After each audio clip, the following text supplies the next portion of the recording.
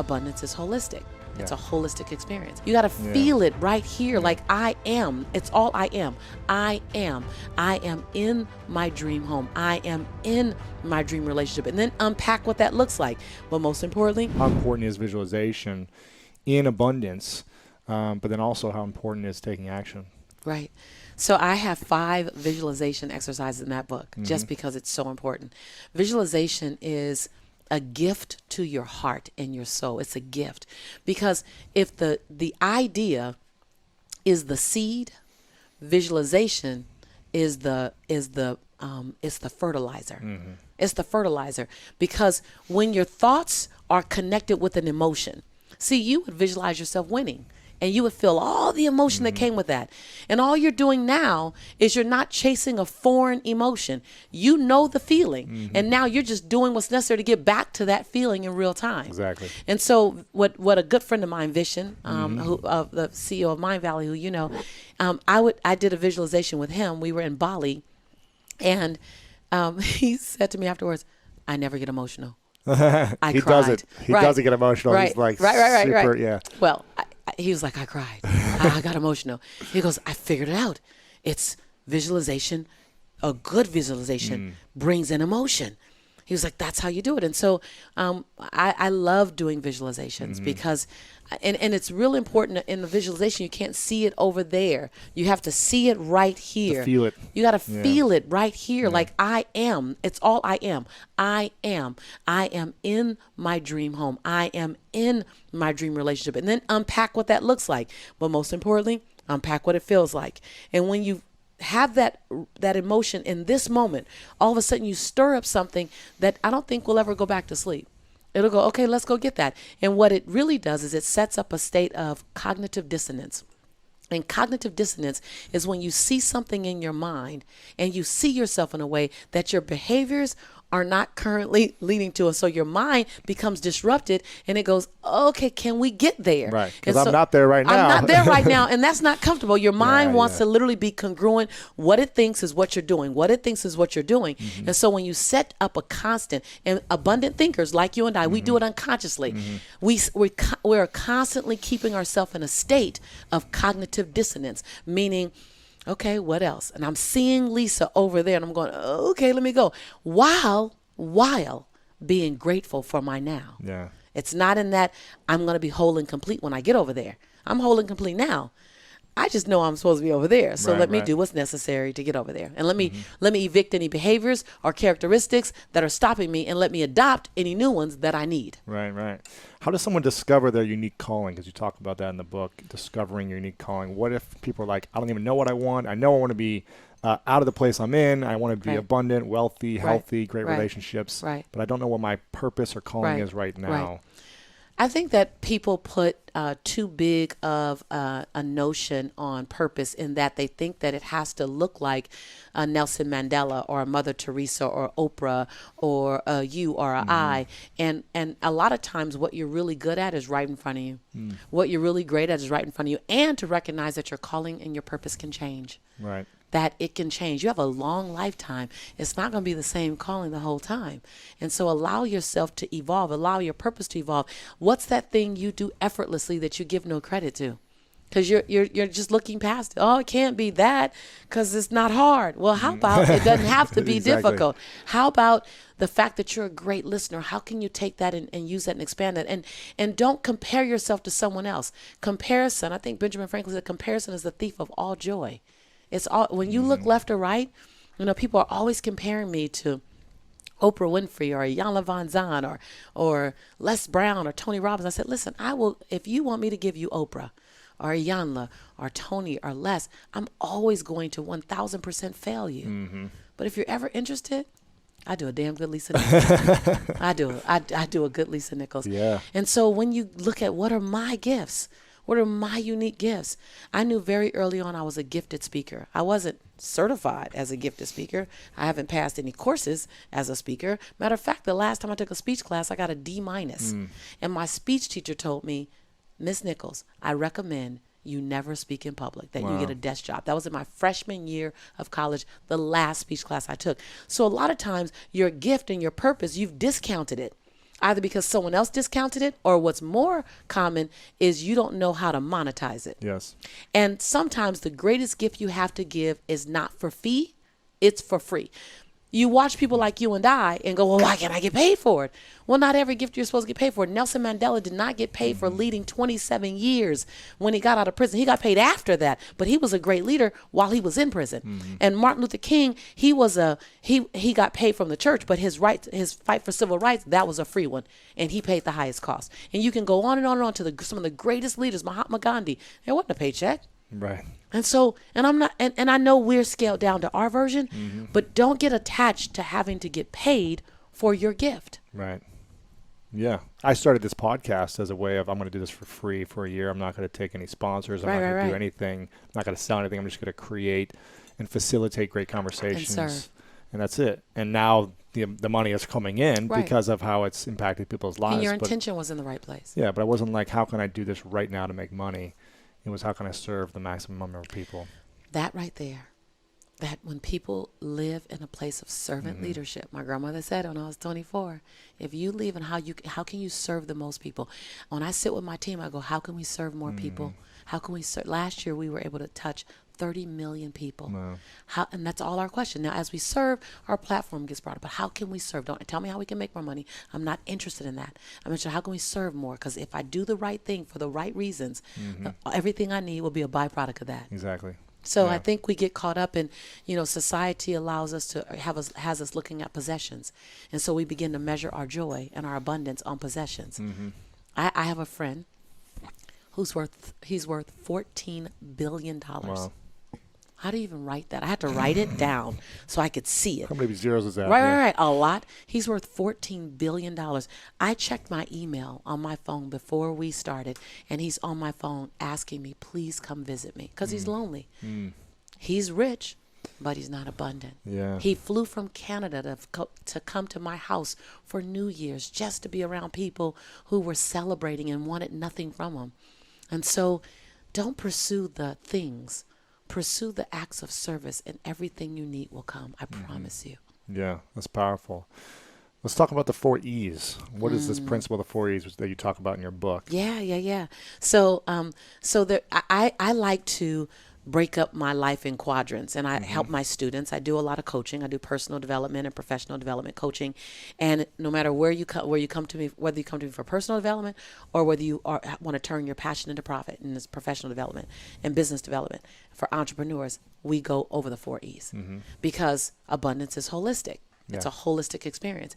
So the first is enrichment of self, that you are only going to go as far as you think you're worthy.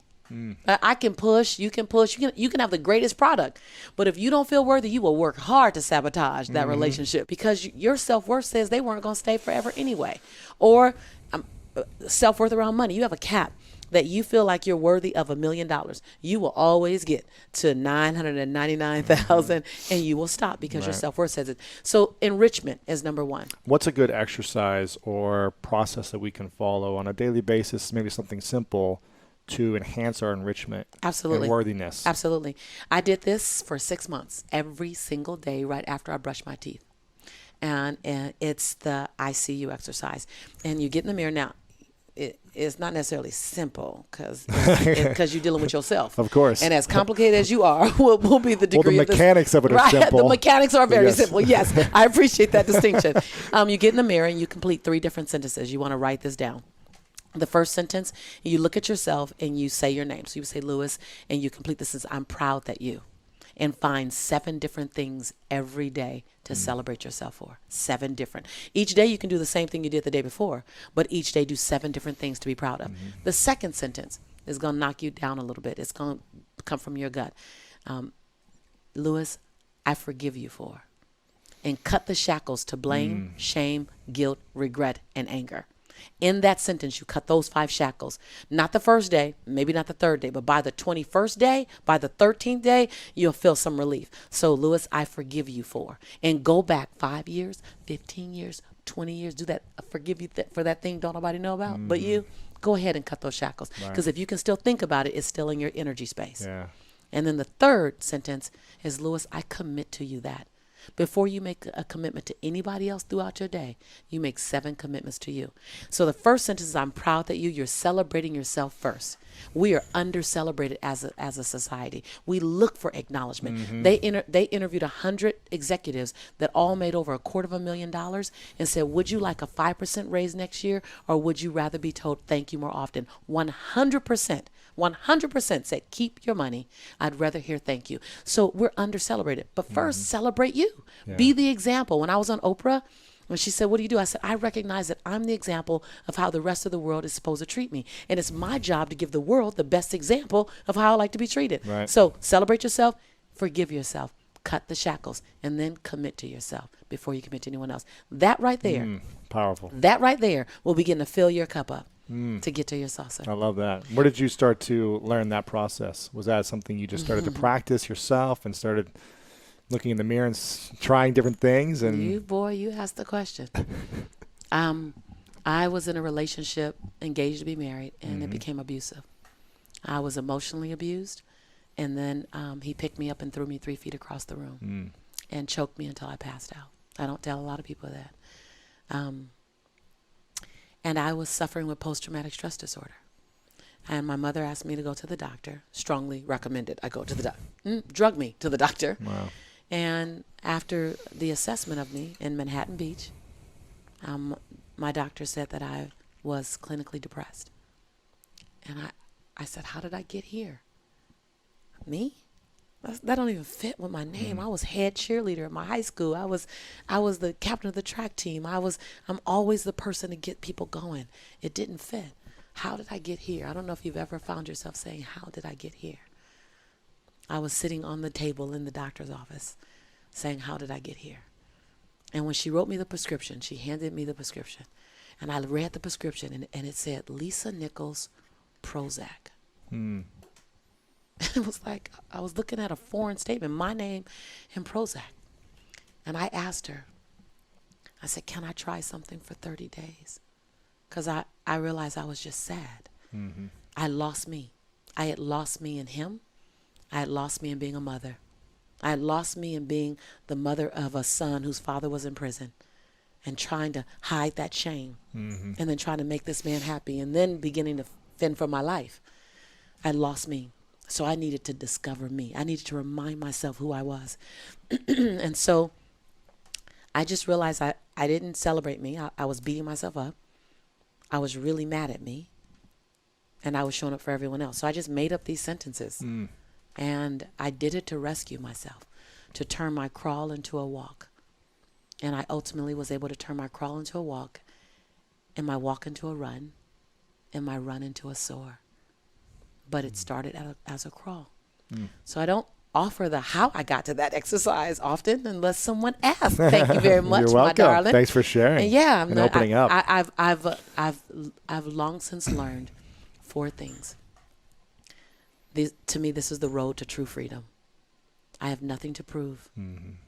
I have nothing to protect. I have nothing to hide, and I have nothing to defend. That your perception of me after I tell my truth is actually none of my business. My perception of me, that I go to bed as whole and complete as I woke up. Before I check how many likes I have on Facebook, that I like me first. And every other like is bonus. There you go. Like it. That was a long road to get to. Long road. Sure. Long road. Yeah. And we probably have to constantly be reminded of it, And then when get in that place. And then when I live like I'm forgetting, you have to have accountability partners stashed in the corners of your life. And you have to give them an assignment on your high day. Yeah. You have to give them an assignment on your high day. If I look like I'm slipping, Well, my ego's in the way. You better get in check my me. face. Get in my face. Check me. Right. Get in my face and remind Yeah. me of the man, Yeah. of the woman I said I wanted to be. Don't let me off the hook for Yeah. the 2020 version of me. Because we're humans. It's going to happen. Man. As long as we're breathing, we're going to be Man. out of integrity at some Man, point. come on. Yeah. Your humanity's going to get in the way. Your Exactly. ego, or ladies, your she-go is going to get hooked. Exactly. Absolutely. Your resentment, your Absolutely. your Your smallness, everything, just yeah. smallness. It all fits in Exactly. smallness. Yeah. I'm human. Yeah. And so I'm the best thing I did was to keep people around me, to Yeah. hold me accountable to the woman I said I want to become. Sure. That's great. I love that. That's why I have a lot of people from the Midwest who work with me on my team to support me, keep me grounded. Right. Like, don't get too Hollywood. Exactly. Don't get caught up in the lights and the cameras and the No. daggone headset. Exactly. Exactly. Absolutely. Okay, enrichment. That's the first part. The second part is enchantment. Relationships are going to define the quality of your life. Mm-hmm. When you're on your bed on your last days, you're going to want to know who's going to be around you. Bottom line, you're not going to care about another podcast. Mm-hmm. No. You're not going to care about another sponsor. The book I'm not you going to came care about out another with. book Yeah, or yeah. the freaking New York Times best. It matters to us now. Yeah. But the relationships in your life are going to determine the quality of your life. And so mind your relationships. And so in the book Abundance Now, I teach you how to heal broken relationships that matter to you. How to get back level set. I give you this great tool called it's a conversation to heal a broken experience. So it's called a communication charter. I use it in my company. I use it at my house. Yeah. And so just is about how do I keep great relationships. And then the third area is engagement, work engagement. You're going to spend so much time in work, and we're so emotionally attached to our work. And most of the time people are attached in such a dismal way that why would you have that dismal energy around something you're going to spend so many hours in? So I teach you how to shift your energy toward your work so that you no longer look at it as your work. Now it's no longer your job. Like everyone in my community, everyone in my tribe, they no longer say they have a job. They say, I have an investor. And when you look at your job as your investor and you really rename it as your investor, Yeah. and it's investing in your breathtaking future, it has the capacity to buy anything you want for your future if you mind your money right. Right. Right? It can buy your freedom. And all of a sudden you start treating your investor better and you're more excited about going. Matter of fact, you're You have grateful. fun. You're grateful for your Doesn't investor. feel like work. Man, my investor was LA Unified School District. That was a hard place to be when it was a job. I'm just telling you. But as an investor, for 3.5 years, I wrote myself a check. And I put in the memo line, funding my dream. I didn't even know what the dream was. I wasn't even clear. I just knew whatever my dream was, it was going to cost some money. And I needed to pay. And I need to have some money to pay. And that if I was going to ask other people to invest in me, I had to be my first investor. Who am I to ask someone to put money my way when I didn't put money my way? Right. So I wanted someone for them to match. Just match my investment in me. I got 10 in. Can you put 10 in? I got 20 in. Can you put 20 in? And so when you look at your job, your work engagement as an investor into your breathtaking life, all of a sudden there's a different energy around it. Yeah. And then the last one is money endowment. And to recognize more than the Dr. Seuss family and the Disney family and the McDonald's family and the Lawrence Welk family has a right to an endowment. When you get the understanding, and I really unpack it here, where you kind of go, what? Like I'll make you do a couple of Scooby-Doo looks in the book, like, row. When you look and go, I can do an endowment, because we think it's for them. Remember, I started this conversation with abundance is for those people over there, especially when it comes to an endowment or a living legacy, like in your book, and creating a legacy, to recognize that, wait a minute, there's a Lewis endowment and a Lisa endowment and a Don and John and Tanya endowment and fill in the blank here endowment. And I need to live my life to set up my endowment. All of a sudden you become responsible for generations to come, responsible for changing the trajectory of your family's life. That's some bold stuff. When in your lifetime, you do a needlepoint move for your family. In my lifetime, I was able to do a needlepoint move for my son. Like he's a Nichols child. He's one of many Nichols men. But that's a Nichols man who now knows what it feels like to cook in Italy and in Tuscany and in Florence and in Venice and in Rome. That's a Nichols child who knows what it feels like to go surfing on the Gold Coast of Australia. That's a Nichols child who understands what it feels like to stand on the tallest mountain in Africa. Like his life. I asked him this morning, I said, Jelani, can you, when you get married and have children, can you stay in California so mommy can really see her grandchildren? He goes, well, Mom, that's kind of restrictive. It's restrictive to stay in big California. He's like, Mom, it's kind of, because he knows the world. Yeah. His paradigm shift has occurred. He won't ever live like another, and he'll take everything he's learned and expand the Nichols male child experience. So in my generation, in my lifetime, I was able to change our family experience for him. And so I believe that we have a right to look at our legacy and create a living legacy and then create a legacy. Are we stressing our minds? No, there is a mind across this body. What is it that you call as a mind? A certain combination of memory and intelligence is mind, isn't So our it? whole body's mind. Yes. In yoga, we see physical body, mental body, energetic body, etheric body, bliss body, like this, everything is body. Because it is right across, it is not in any one place. Only intellectual activity is here, okay? Right now, because modern societies, particularly Western societies, have become such slaves of their intellect, because of that, they think everything is here. Right. Intellect works only with the data that you have gathered. You cannot function beyond your data. That means you will remain so small, because even if you've read the libraries on this planet, what you know in terms of data is minuscule compared to what this cosmos is. With that minuscule, you think you're very intelligent because you're analyzing and processing. Anyway, all these people who think they're intellectually very smart are going to feel dumb, stupid in the next 5 years because your phone will be far more smarter than you. Already people are calling it a smartphone. See, why would you call somebody or something smart? Only because it's smarter than you, right? Right, yeah, yeah. Otherwise you wouldn't, all right. So right now, too much dependence on intellect because our education systems are crafted like this, not exploring other dimensions of intelligence at all. See, intellect, if I ask you this simple question, would you like your intellect to be sharp or blunt? Choose quickly, I'm going Sharp. to bless you. Yes. Sure. So essentially, intellect is like a knife. If you want to dissect something, it's very good. Yeah. So, now the only instrument that you have is a knife in your hand. You want to stitch your clothes. If you stitch your clothes with the knife, what will happen? You will be in tatters. Right. This is what is happening to people's lives. They are trying to fix everything with their intellect. The harder they try, the more tatters they have become. With all this education, tell me, uneducated people are more unhappy or educated people are more unhappy in the world? It depends what type of education. No, generally illiterate people in the rest of the world, tribes and this and that, even in India, many people. Whenever I visit, I go to Guatemala almost every year, and I visit small villages, and the kids seem so happy. Yeah, Seem because so, they didn't go to school like me.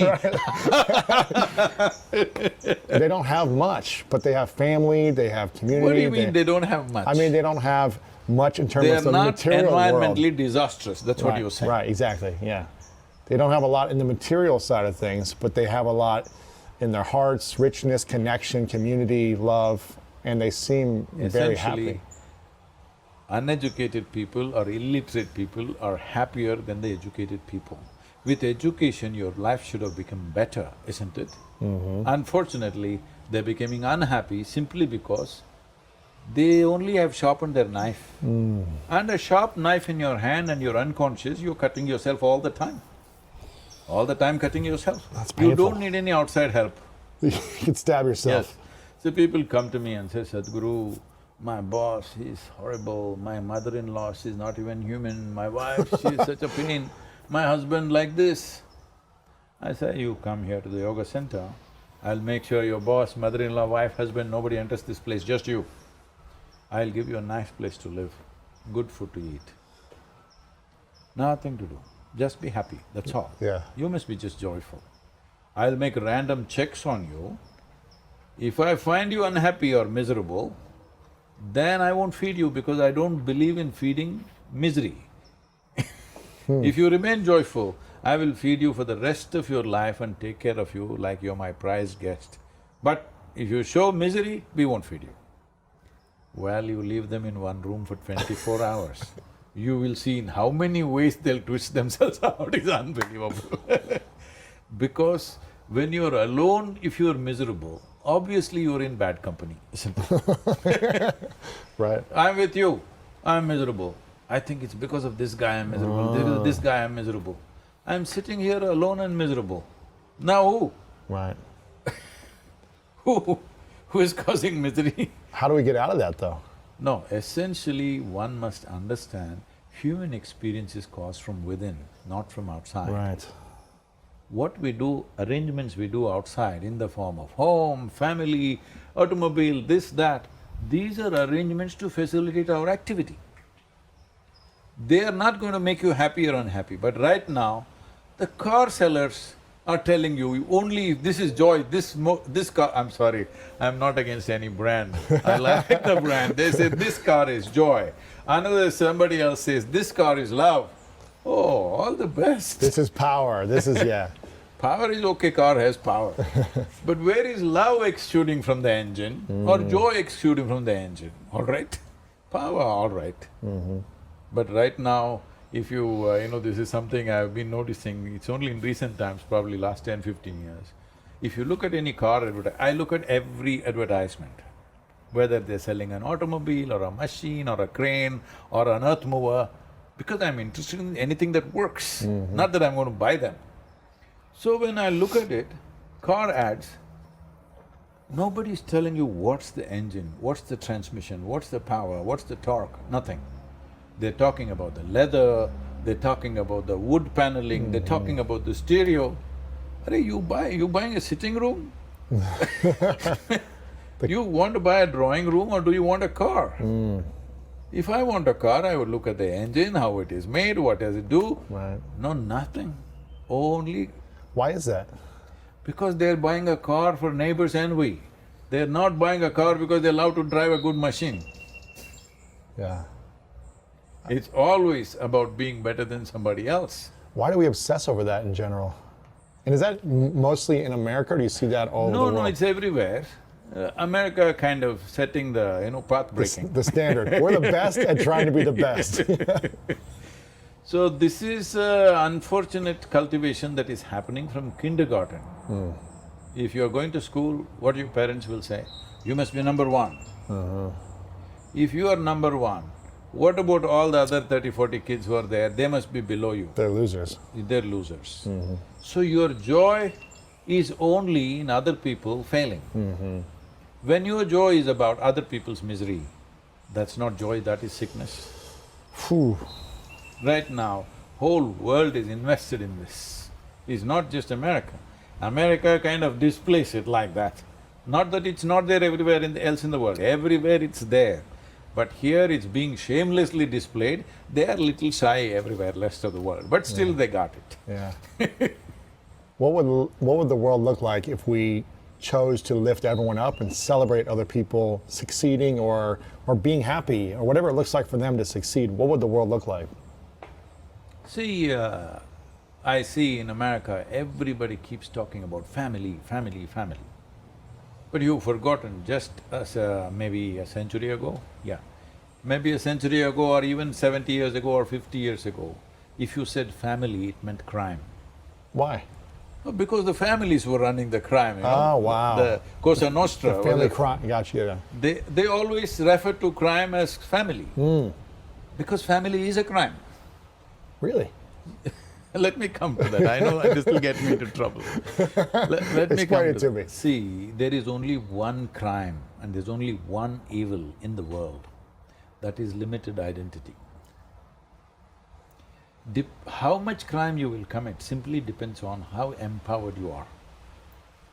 Say it one more time. How much crime you… Commit simply depends on how empowered you are. How empowered you are. Yeah. So do I want to be… If you are highly empowered and your identity is very limited, you will do terrible things. So the most important thing is to enhance or to expand one's identity. How do we do that?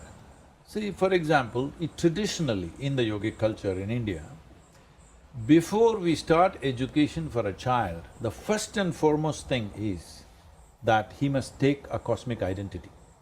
A cosmic identity. Yes, he has to take that. What does that look like? So if I'm a child and you're teaching me this… So the thing is, one thing is there is a mantra which says that he has to say it again and again. He has to look at the sky and say it, he look at the earth and say it, look at the air and say it, look at the fire and say it, all the elements of water and say it, because these are all the composition of the cosmos. You look at empty space and say it, you look at water and say it, you look at fire and say it, you look at the earth and say it, so that you understand your identity is limitless. Why this is being Oh, done wow. is… Why this is being done is, education is seen as an empowerment. You should not empower a person who has a limited identity because he will cause havoc. I'll take the worst example which will get me into trouble. Sure. See, everybody talks about… you're not even supposed to mention this name, Adolf Hitler. Well, many people have been there who caused enormous pain to other human beings. But I don't think anybody managed to organize it, mechanize it, and really deliver it like a factory of misery, like this man did, all right? It's a factory, Yeah. literally a factory of misery, manufacturing misery, properly organized. But do you think there aren't thousands or hundreds and thousands of people with the same mindset in the world? Absolutely. They are. Only thing is they're not empowered like him. Competence is the only thing that's lacking. Tyranny is there in people's mind. They're as much tyrants as Adolf Hitler. You may find them in a school teacher, you may find them in your parents, you may find them all around you in your neighborhood. Only fortunately, they're not as potent as that man. That man is super competent, that is what the problem. So right now, human competence becomes a terrible problem simply because you have a limited identity.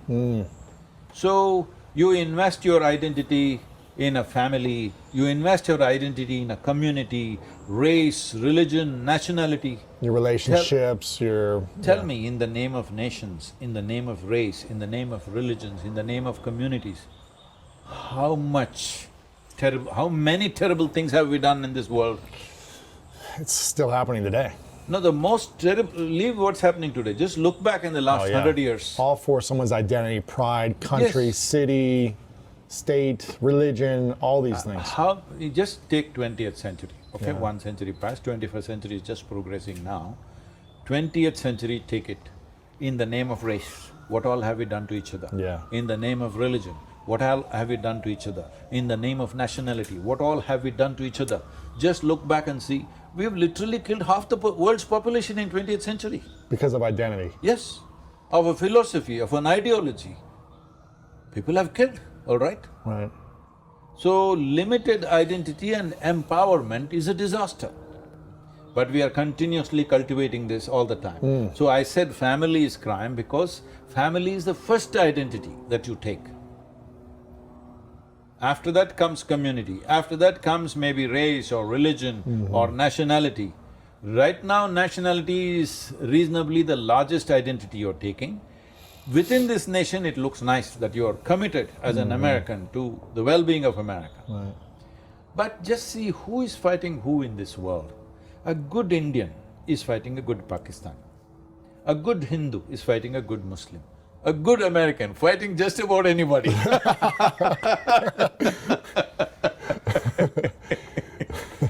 Because you never fought a war here, you go out and Right, fight right. all over the world, all right? Well, you will find reasons as to why you fought that war and the heroic nature of it. I know people who lost their lives believing that they're doing the best thing in their life, yes. But I want you to know that man that you think is horrible, that terrorist, that miscreant, that militant or whatever you want to call him, that guy also, like a suicide bomber, see anybody, for every human being or even for an ant, its life is precious. You try to catch him, see, he'll do everything possible to save his life. So somebody to throw away their life like this, obviously what they believe in means much more than their life, Crazy. right? Yeah. It's not crazy. See, if they do it your way, it's heroic. If they do it their way, it's crazy. I'm not trying to support terrorism or something, I'm just telling you, it's limited identity. Genocides have been committed because of limited identity. Nations have been raised down because of limited identity.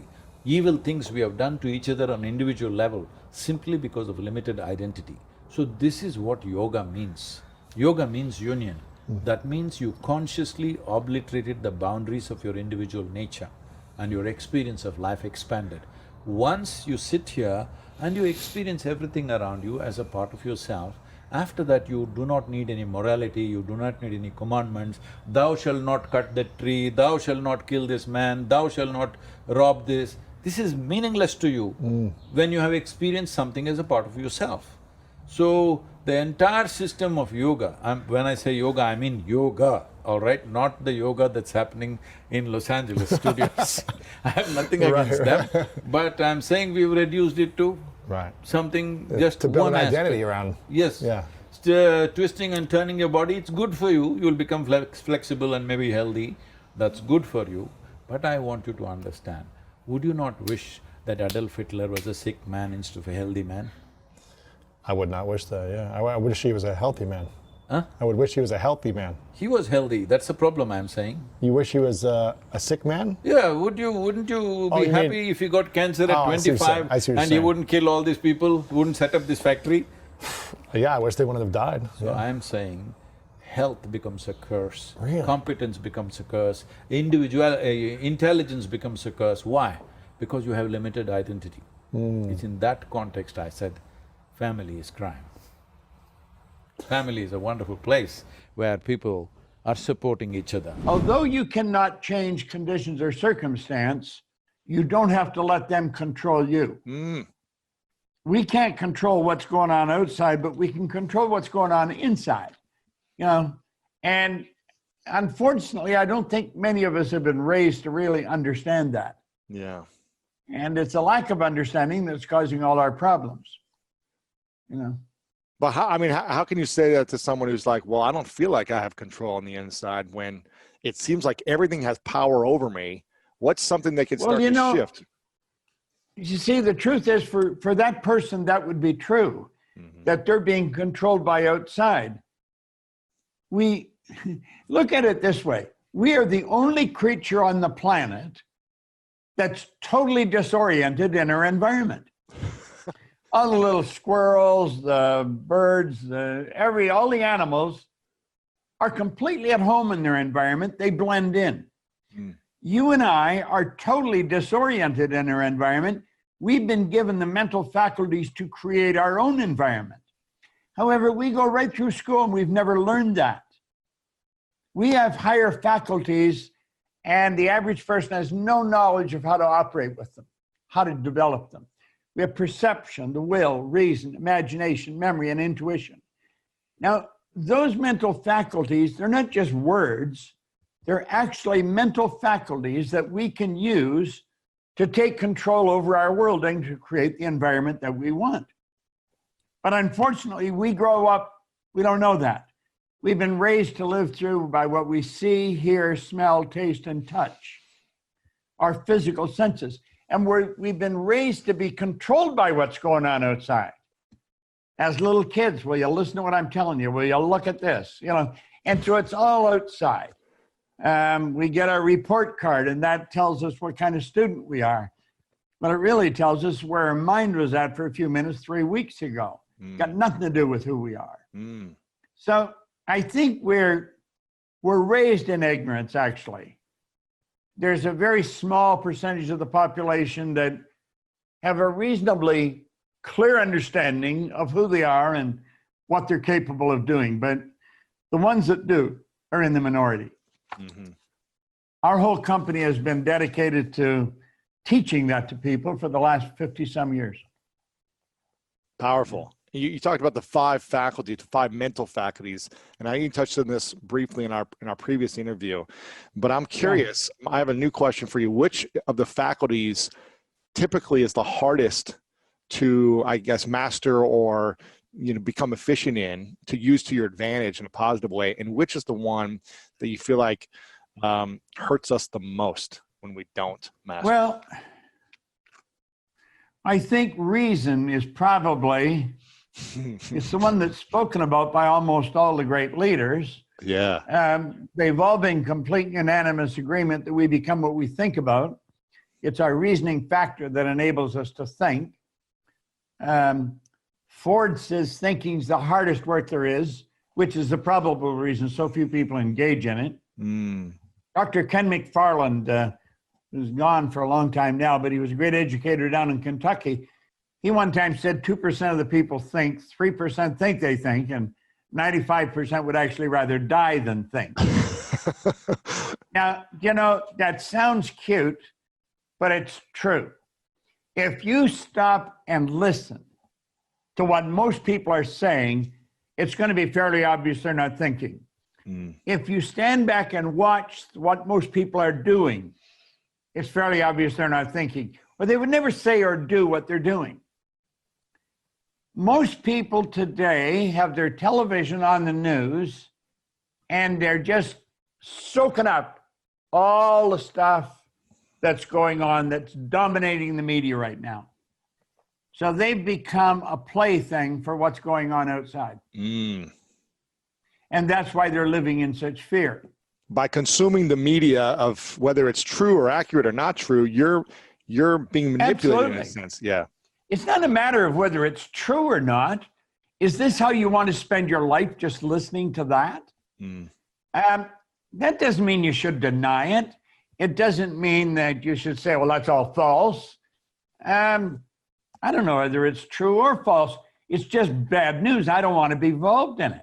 Yeah. Am I aware that it's there? Well, you'd almost have to be dead not to be aware that it's there. But that doesn't mean you have to spend your time thinking on that. I would much rather activate some of my creative faculties and do something that's constructive. In a time under crisis and worry and fear for a lot of people, what should we be thinking about? How should we be using our imagination in different ways as opposed to fixating on the bad news? Well, I think a good idea right now would be spend some time thinking about how are we going to adapt when this is gone? Yeah. Because we're going to live in a different world. We're not going to be in the same world when this is all blown over than we're in right now. It's going to be quite different. Yeah. People are not going to be rushing out to big events where there's a lot of people. They're not going to be rushing to restaurants. I think they're going to be very careful about what they do, where they think, and where they're going. I was listening to Sinek, and he said, if you're a public speaker, don't look for a stage for a little while because you're not going to have one. Yeah. Now, this also presents great opportunities. It's for us, for my company, we're going online, full speed ahead. Now, fortunately, we built the studio 4 or 5 years ago, so you're prepared. We're equipped and we're ready. Yeah. We can broadcast. We had a training class going in here just last week with about 300 of our consultants from all over the world. We had a 3-day training program for them, and it was very effective. Online. We didn't have to come together. Yeah. We did it from right here. Yeah. I mean, you're known for doing these powerful transformational workshops in person. So for someone, I mean, it's very inspiring for me, for someone at your age, where would be the excuse of most people your age to say, well, I don't understand this technology thing, and I've been doing this way of business for so long. It's always worked this way, and I'm not going to try to reinvent or evolve and pivot and grow in this way. So it's really inspiring to see someone of your age with your level of experience and say, you know what, I'm embracing it. Maybe I don't like it. Maybe you do like it, but you're embracing it and making the most of it as opposed to resisting. Because what happens when we start to resist in our life? What truly happens? Well, when we resist it, we create it in our mind. That's all we think about. You see, I guess my age really has nothing to do with it, but I formed that attitude a long time ago. Yeah.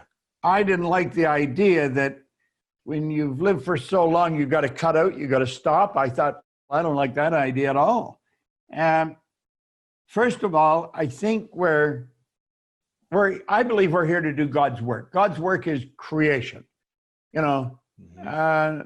expansion, fuller expression, greater goodness. And if we're going to do that, we're going to be working at it all the time we're here on this planet. We never stop. So age should have no bearing on it. Mm-hmm. I had a couple of people ask me when we started to build this place, we put a couple of $1 million into this, and somebody said, how old are you? And I think I was probably 83 when they started to break ground. They said, you're 83 and you're going to spend $2 million building a studio? And I said, yeah, why not? I mean, you see, we let things that really have no concern, we let them bother us, we let them control us. Age is a dumb thing to let control you. It's our thinking that controls everything. That's the one point every great leader agreed on. We become what we think about. Well, what's a person thinking? I'm thinking if I get old, I got to stop. Well, then you'll stop. Or I'm thinking, well, if I've been here a long time, I've got a lot of experience. I want to utilize that experience to keep me going as long as I am here.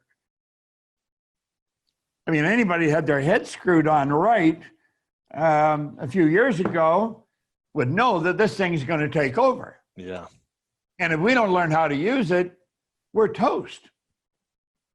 So, you know, I was doing seminars on my iPad because I can run it right onto a monitor and out through to the universe. Yeah.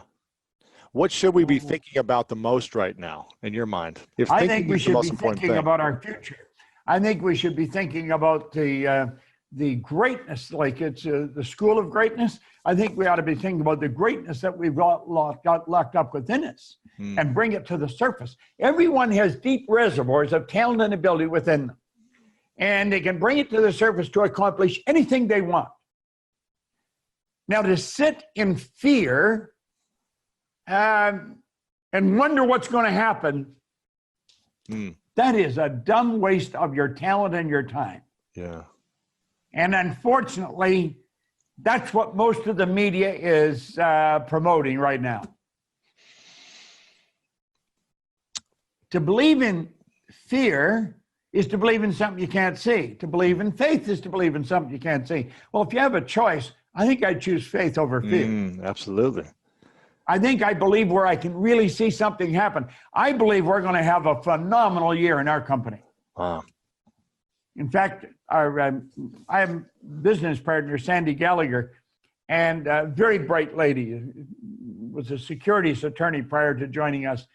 She ran a program this morning for our entire company. We have about 70 people in the company. She was teaching masterminding to them all and saying how this is important, that every one of us get involved in this, that we learn the basics of masterminding, that Napoleon Hill brought to the world, let's say, way back in the 30s. Now, I think that's what we should be teaching people. Sandy was on the right track there. So I think we ought to be thinking about what we're going to build. How big are we going to do it? Where are we going to do it? When are we going to start? Our goals have not changed.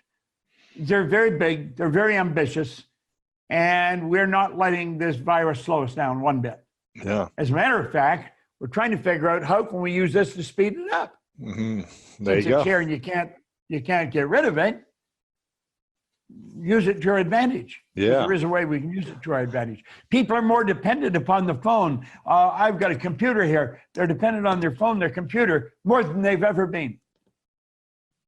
We can reach them anywhere in the world through those mediums. Yeah, use them to your advantage. You talked about fear for a second. I'm curious, when we live in a state of fear, what does that do to us? And when the second part to this, when we feel that fear and we become aware of it, what should we be thinking or doing or acting on in order to shift into a more positive state? You know, that is one of a good question.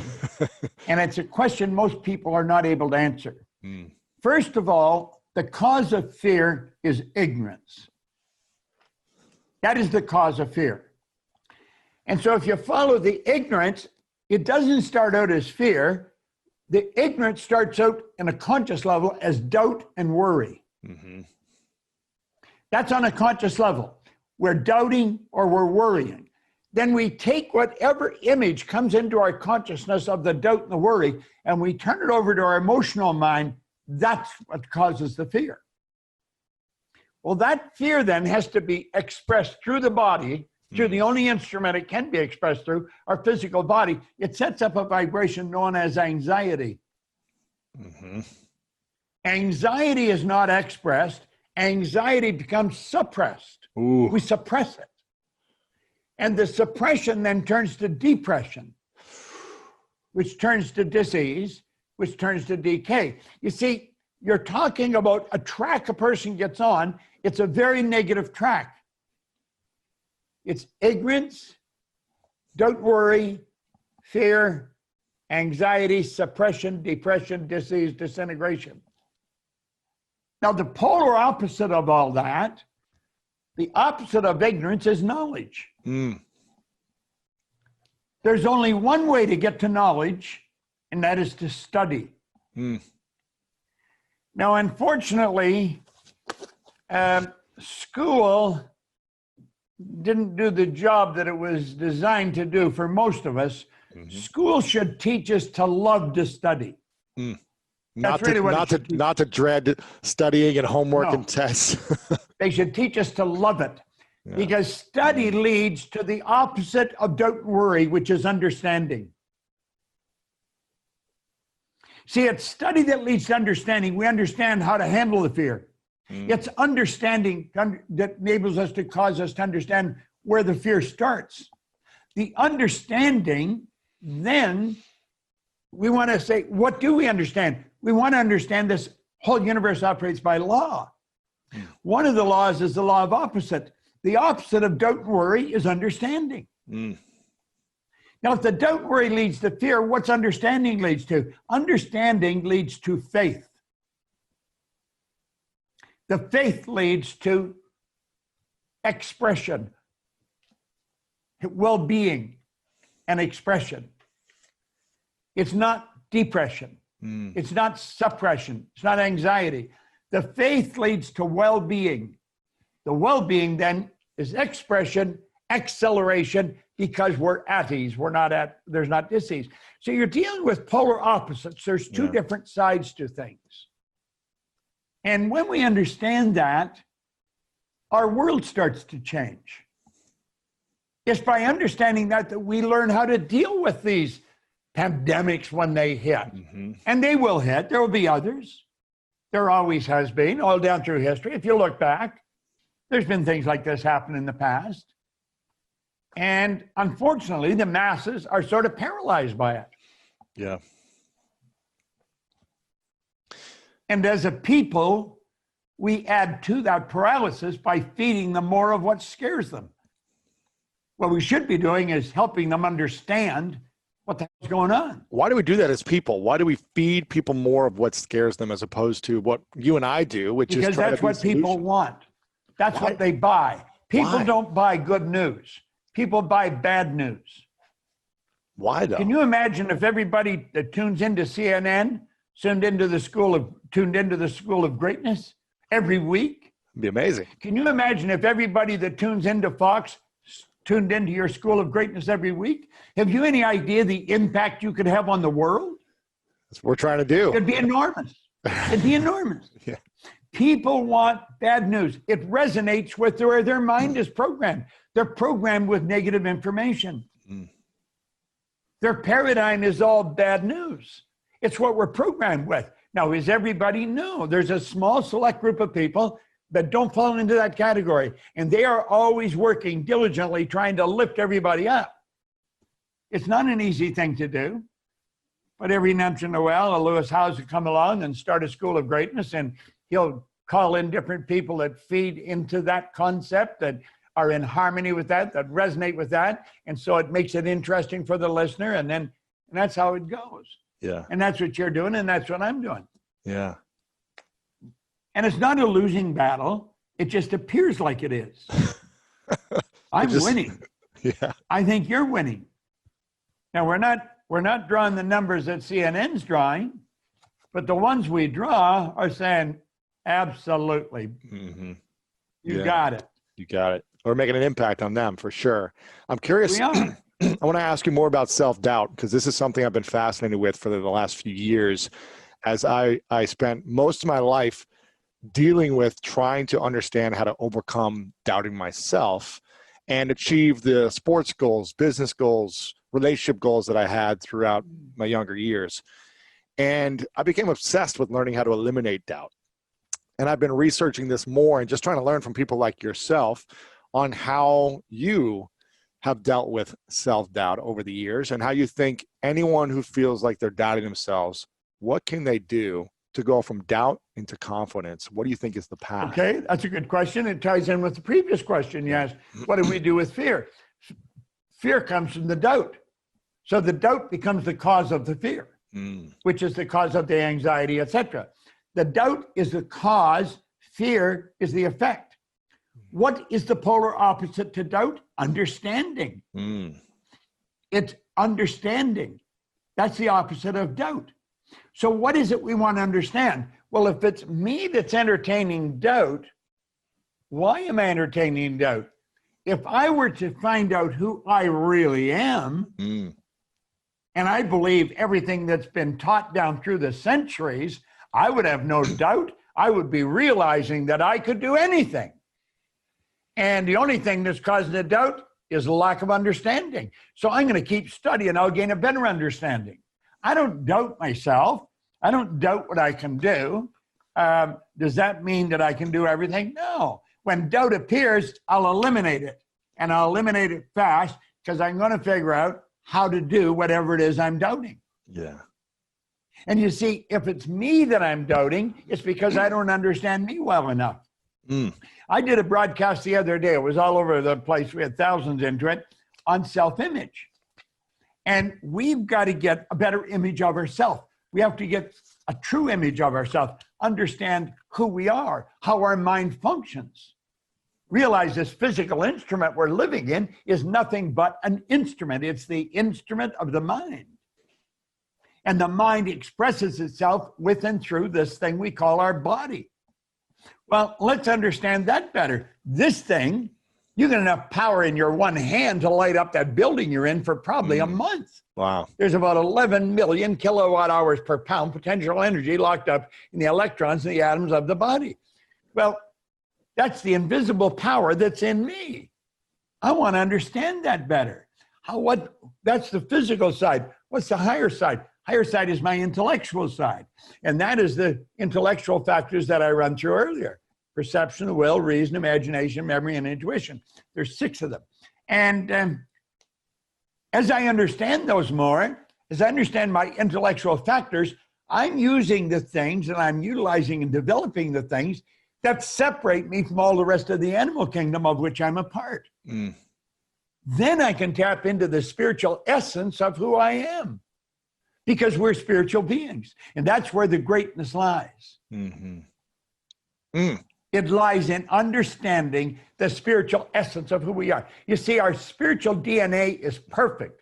It requires no improvement. It requires no modification. Our spiritual essence is perfect. And that perfection is within us. So the trick is figuring out how to express it in a greater way.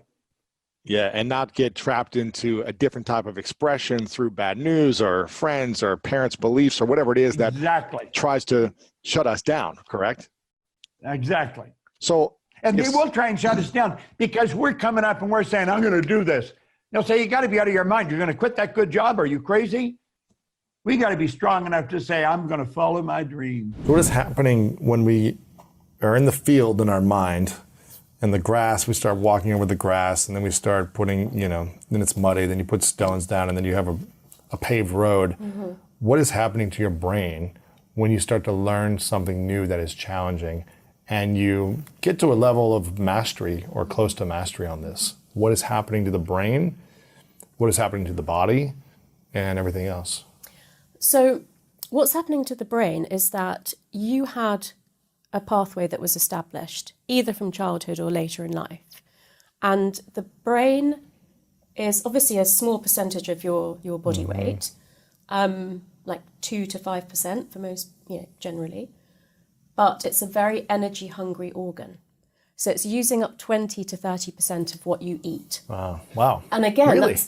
And so, I think, having been a sportsman, you would think about what should I eat so I can have big muscles, or, what should I eat so I have lovely skin or whatever.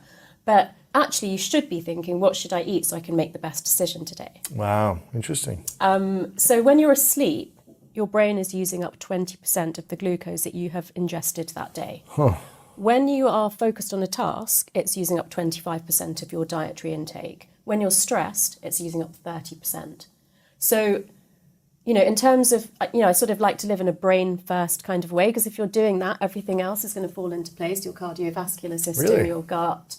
So, you know, hydrating foods, good fats, all that kind of thing is going to feed your brain. And so, you know, what's happening in your brain and body is that you are creating the pathway, that dirt road into the paved road, that should become the default pathway for your brain. So your brain is going to go down the most energy efficient route because that's easiest and what it Right. knows and what it likes, and it's using up less glucose.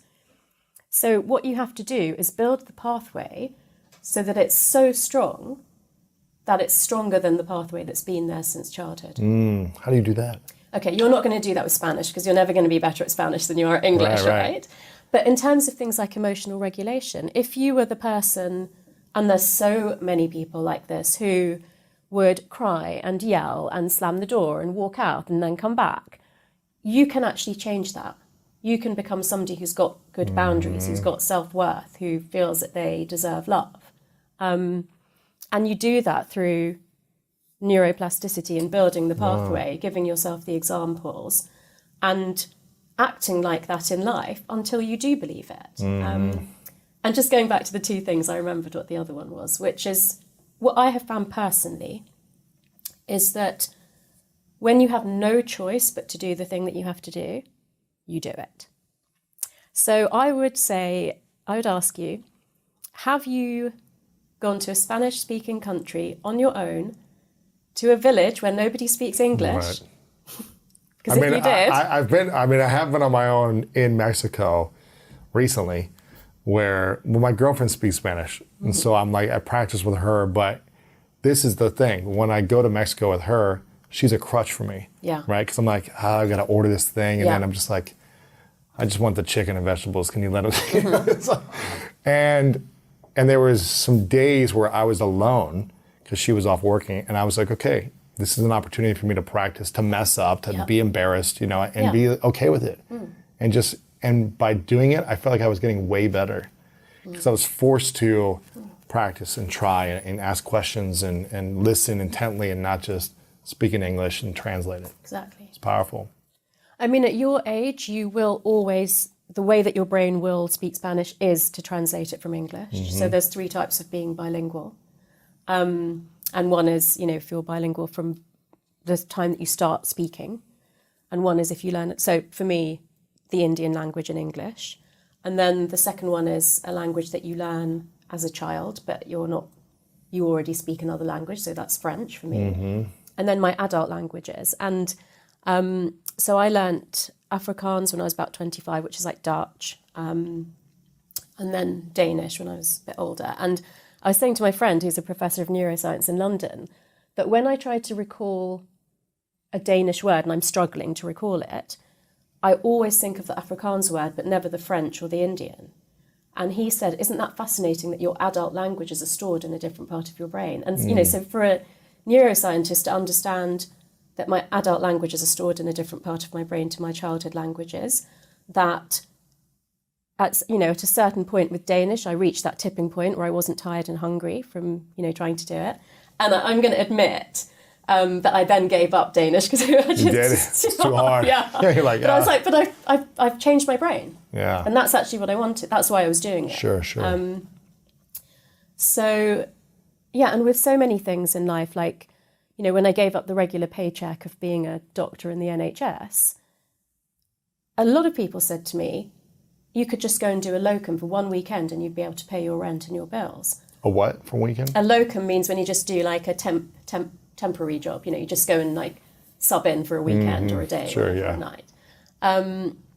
But for me, that would have meant failure because it was going backward. And I had to force myself to make the new business work. You had to burn the boats. Yeah. You had to burn the ship that got you there, so you couldn't go back into the old, Yeah. you know, the land. And that's not for everyone. I'm Right, not saying no. that if you want to start up your own business that you shouldn't have another job on the side. But for me, I had to burn my boats. I was watching this TED Talk recently of a guy who was teaching about how to be fluent in a new language as an adult and why it's so challenging and things like that. And he said, listen, the reason why most people fail is because they keep speaking their native language so frequently. And you take a 50-minute class 3 times a week, you're not going to become fluent. And he's like, the only way that I was able to do it, and he's like, I tried this for years and all these things. And so I finally went into a program where I think it was 3 months, something like that, where you get kicked out if you speak any other word other than the language you're trying to learn. Yeah. And he's like, if you say a word in English at all, you're gone. So it's like total focus on, okay, I just need to learn how to survive. Yeah. And this is not even allowed. And if I'm doing this for 3, and he was like, I was completely fluent in 3 months or something quick like this. 3, maybe 6 months, but it was like a full immersion program. You can't translate anything. Maybe the teacher is able to, but you're not allowed to say anything in your language. And he was like, it's because I was forced, like you were saying, to go to this other country essentially by myself. I had to learn how to survive. And it was faster because I couldn't just go back to the place where I was comfortable. So, I don't know, I haven't had the time to do that yet, but I still need to use my language. But I'm sure it's amazing what the brain can do under these types of conditions, I'm assuming. Yeah. And I think that sort of, speaks to what we were saying earlier, which is none of us want to go through hardship. We don't want to see the people that we love and care about go through hardship, but it can be taken as an amazing opportunity. And even with the hardest thing that I've ever gone through in my life, that there has to be an opportunity that comes out of it. Otherwise, it was for nothing. Right. What is the thing you're learning this year? What's the new thing? So, I've been sort of navigating a personal journey, and I want to do some different things with work. So, I had a break, and it's so tempting to go back to doing the keynote speeches and taking on the high net worth clients. And, I've been tempted. I have sort of like done a little experiment and done a keynote and, sort of met a new coaching client. But I think this, belief that I had for a long time that I'm not creative, it's really important for me now at this stage of my life to live that dream and be the creative person that I've always wanted to be. So I've actually co-written a song with amongst my colleagues in a music studio. All right, look at you, look at you. And the COO of the business said to me, I need you to sign a document because you're a songwriter now. And that was like, I never ever thought I would hear those words. When you go to medical school when you're 18 and... The arts are not in your cards, yeah. And, I get why, and I'm very, very grateful for my education, but my parents were immigrants from India to England, and they wanted me to get an education and be professional. I never had the luxury of being creative or doing sport. I was like always in my sports clothes once I was an adult, but that wasn't something that was valued by my parents. So it wasn't a big thing for me at school, at high school.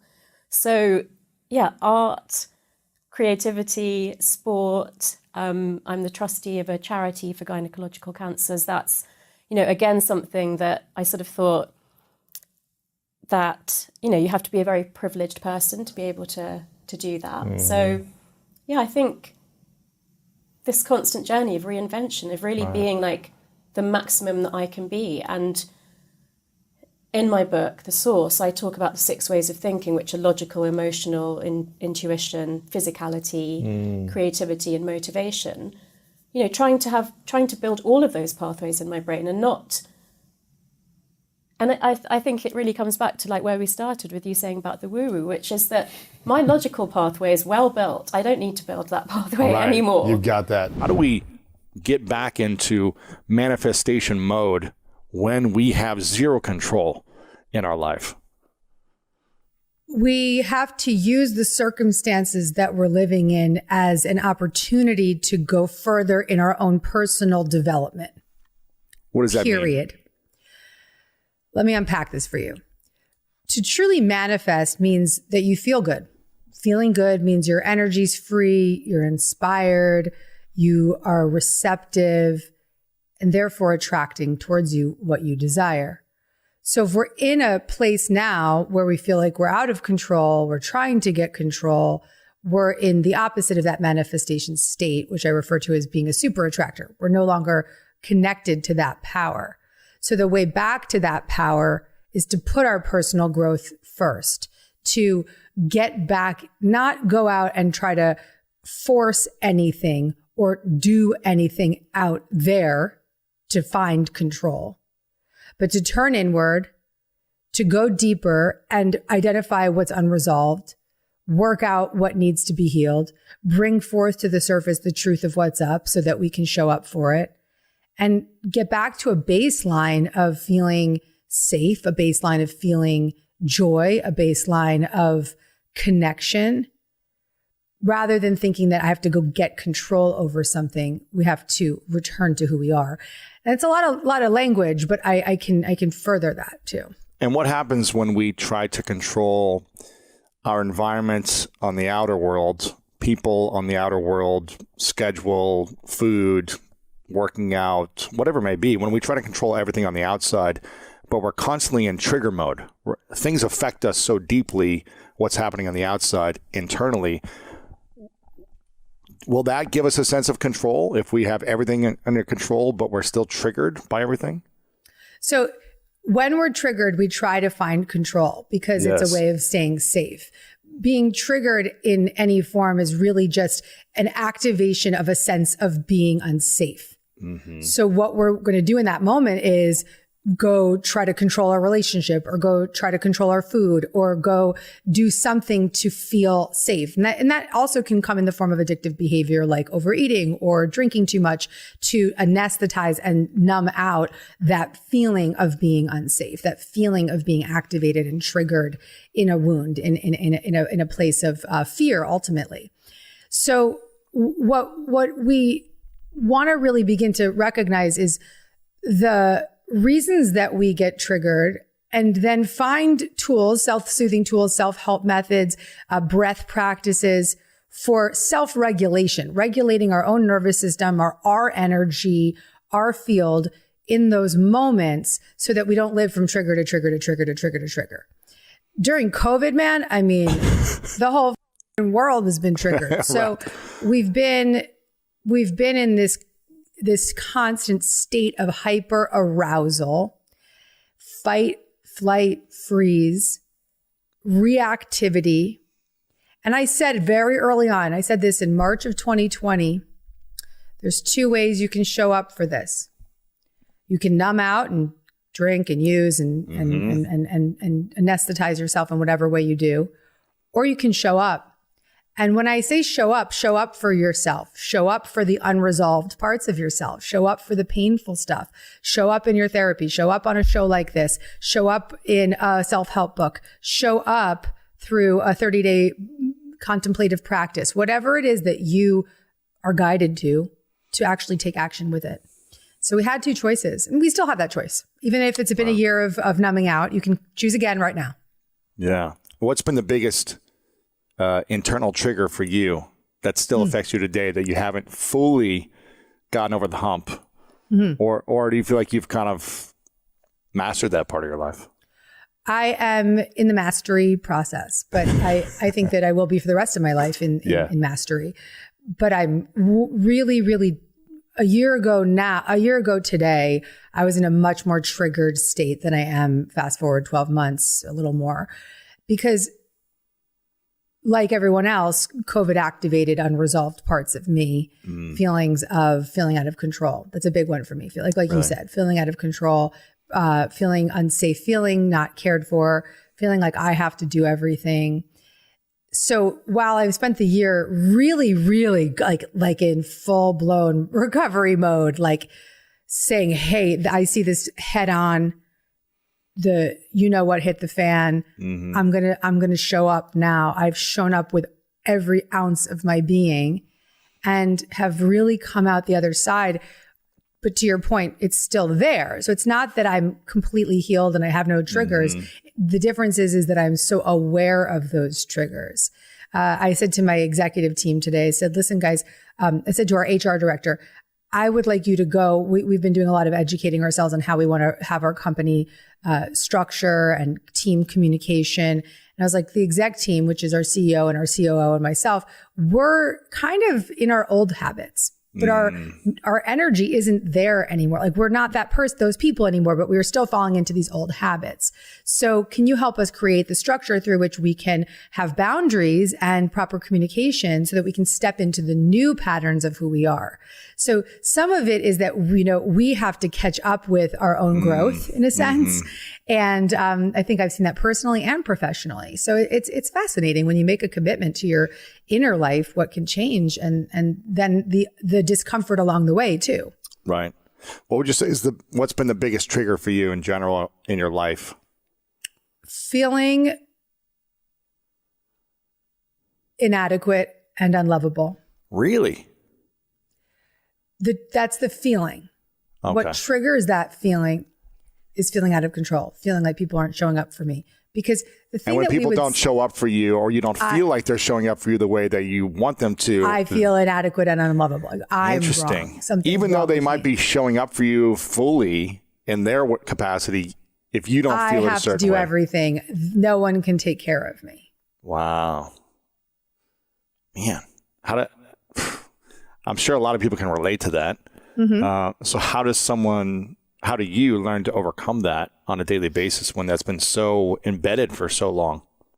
One of the tools I've been using and studying, and I plan to get trained in, is IFS therapy, internal family systems, founded by a new friend of mine called Dick Schwartz, who I will introduce you to because I'd like for you to have him on the show.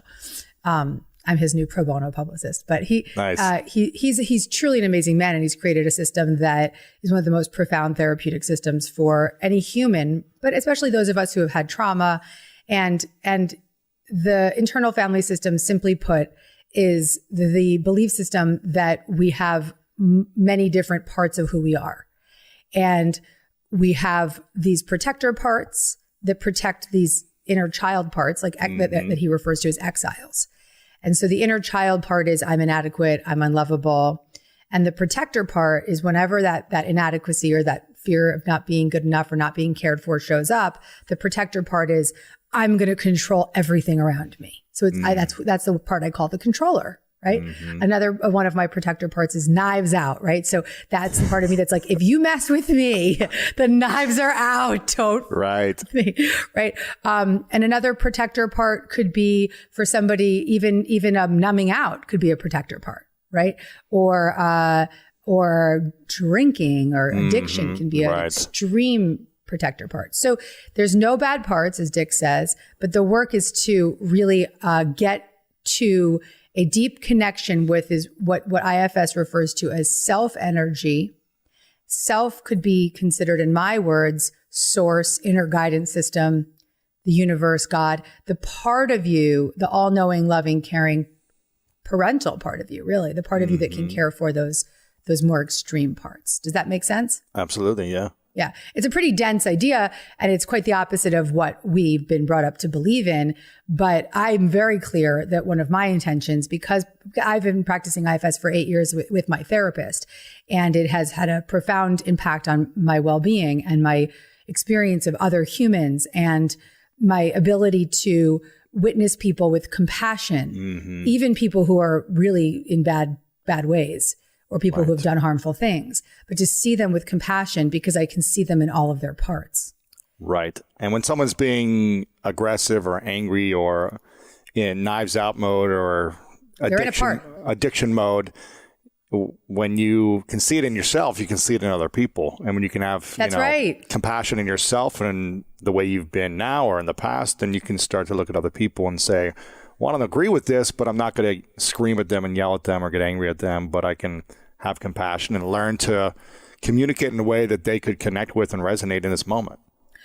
I love that you just nailed that so perfectly, which is what is your gift, because you just said when you see it in yourself, you can see it in other people. Yeah. That is such an important point to make, because when we start to do our own personal growth work, one of the greatest benefits, one of the greatest gifts is that we start to have a greater sense of compassion for others because we recognize that we're all suffering. wow, if I can suffer that much, then I can't imagine what that person's going through. We are all in this together. Mm-hmm. Judgment's been something that I've been working with a lot with myself and other people, especially during the last year where politics and cancel culture and right and wrong communication is constantly being talked about on social media. And I've constantly tried to check myself and say, okay, I don't agree with this, but I don't need to judge this person for their beliefs or where they're at. And when I come from a place of non-judgment when what's happening in the world, I feel more at peace. When I'm judging, I feel lower sense of energy. I feel, angry. I fixate on something like a dog trying to get a bone, as opposed to thinking more abundant and thinking about my vision. I'm focused more on like right and wrong. I love your book about, judgment, having a detox from judgment. And I'm curious, where do you still judge the most today in your life, whether it be with yourself, the world, your environment? Where's today prevalent for you, even though you're the expert in this? Sometimes the people that write the things that they need the most. So what's the part that's for you? Oh yeah, man. Listen, I wrote a book called Judgment Detox. It's very brave to put your face on the cover of a book with that title, because, whenever I'm caught out judging a friend or if they look at me like, isn't that the girl that wrote Judgment Detox? Right? Like, oh, what the hell is she saying? Just yesterday, I was faced with a very big moment of, is this my opportunity to be radically honest? Because I'm trying to practice radical honesty. and non-judgmental at the same time. But how can I be non-judgmental in my assessment of this radical honest moment? That's tricky. It was, because the friend that I was in this dialogue with she's like, I just feel so judged by you. And in my head, I'm like, and my radical honesty part said, I am really judging you, but this is why. And when I got into the why is backed with data. The why is backed with concern for others. The why is backed with overarching care for the world. So I felt really grounded in the why. And when you practice radical honesty and you tell someone the truth, the biggest way that it is the most effective is to say it from a non-judgmental place. To say, so Howard, could you cue that up? If you don't like something about your partner or your family member, a friend, a coworker, what can you say to them in a non-judgmental way? How I would have liked honesty. Yeah. Here's how I would have liked to have said it to her. I was still heated when I said it, so it came out as judgment. She wasn't wrong about that. But I would have liked to have said to her, by the way, I want you to see the slippers that I'm wearing right now. I love it. I love that. Party on the top, slippers on the bottom. So I would have liked to have said to her,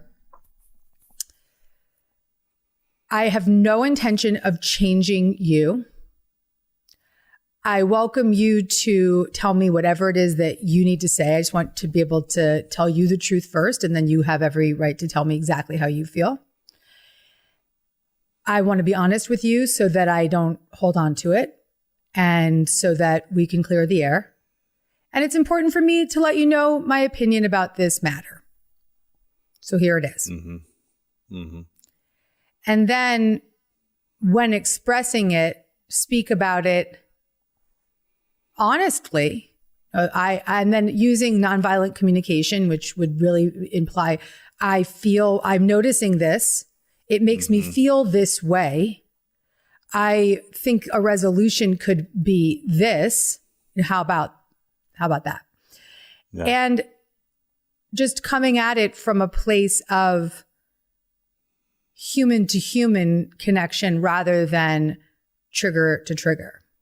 So if I could do it over, I would have done it that way. Maybe she'll watch this. Exactly. I'll send it to her.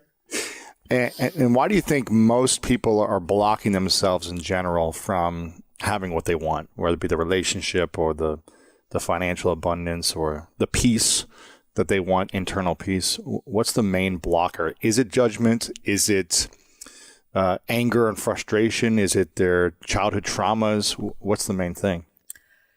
It's all of the above, but the root cause of our blocks is unresolved programmed belief systems about ourselves that we repurpose and replay and project onto the future every single waking moment of the day in every area. When I say every area, there may be some areas of your life where that belief system doesn't have a hold on you. Whereas, let's say maybe your finances are flowing, everything's cool, you do great at work, but in your relationships, you're just blocked, like it's just constant. So these unresolved areas have a root cause condition that have tentacles, and it can be in all areas, or it can be in some areas, or it can be in a specific area. And the blocks are the result of a energetic disturbance that is on repeat. The way out of that, the way to get unstuck, is to change our internal nervous system, our belief systems, and all the energy that's wrapped up around that. That's Yes. not easy. Yeah, you're going to say, how do you do that? Well, I mean, say someone listening is 30, 40, 50 years old and they've had a belief for that, for decades of their life. Is it as easy as being aware and conscious and the belief shifting in a moment, or do things really take a long time to shift a belief? I think I believe in quantum shifts, but I do believe that quantum shifts often come with a lot of practice and recovery behind Yeah, it's them. like you spend years of working on it, and then all of a sudden it works. It was funny. When I was talking to Dick Schwartz, the founder of IFS, I said to him, Dick, it feels like it's been 10 years of hard work for overnight relationship to self, And he's like, yeah, I've heard that before, because that there was this, I had been in IFS therapy for 8 years. And then all of a sudden one day it clicked. I was like, oh my God, my internal resourced self can care for the controller and can care for the little girl and can really navigate the system internally and get those parts out of their extreme roles. And she can be so loving and compassionate. And she's not always going to be there, but she's going to be there more often than not. Holy crap. That was, 8 years in therapy doing IFS and then, 15 years of hardcore recovery. Right. So it isn't that, but here's the good news. We may not have that click aha moment overnight, but we have to recognize that every moment of relief along the way is a miracle. The more we add up those moments of relief, the more we live a miraculous life. So the idea that growth is hard and we have to do so much and it's so heavy, we can unpack that by really witnessing that we can have fun along the way. Yeah. You can celebrate the small wins. You can enjoy the moments of relief. You can even enjoy the process of personal growth, which sounds insane, but I do. No, yesterday I felt like the last few months have been emotionally challenging, ups and downs. I haven't felt a sense of like stable emotions with certain people in my life. And I've been like, man, can I just have one day where it's not, wondering what's going to happen next. And yesterday was that day where I was like, man, this is a peaceful day. And even though I don't feel like I've had a lot of peace consistently for the last few months, I was like, I can really appreciate the full day. I can journal. I get to journal about this and reflect back like what was happening and how can I do that one more day? Great. How could I do that one more day in my life and not think about the rest of my life, but just today? What can I do to show up for myself, for peace, for my environment, for the people in my life, and continue to be in progress, like you said, and continue to work on it. And it's a beautiful thing when we can, I guess, reflect on those moments and build the miracle over time. It's not going to happen overnight, but it's like build it over time, like you said. And is there an exercise or a process you have about evaluating our beliefs and figuring out which ones truly support us and which ones are tearing us down? and then how to replace a belief that's been so ingrained in your psyche for so long. I have a wonderful method from my book, Super Attractor, that I often say if it's the only method from the book that somebody applies, they can experience a miraculous shift from that alone. It's called the Choose Again method. Mm-hmm. And the first step is to notice the negative thoughts that you have on repeat and notice how they make you feel. So in the moment, if you can catch yourself, you can't always catch yourself, but if you start practicing this often enough, you'll get good at it. Notice, oh, there's that thought again. Oh my God. And how is it making me feel? Step one, making me feel tight in my chest. It's making me feel anxious. It's making me feel like I want to go punch the wall. It's making me feel XYZ. So you can even write it down. You can just think about it.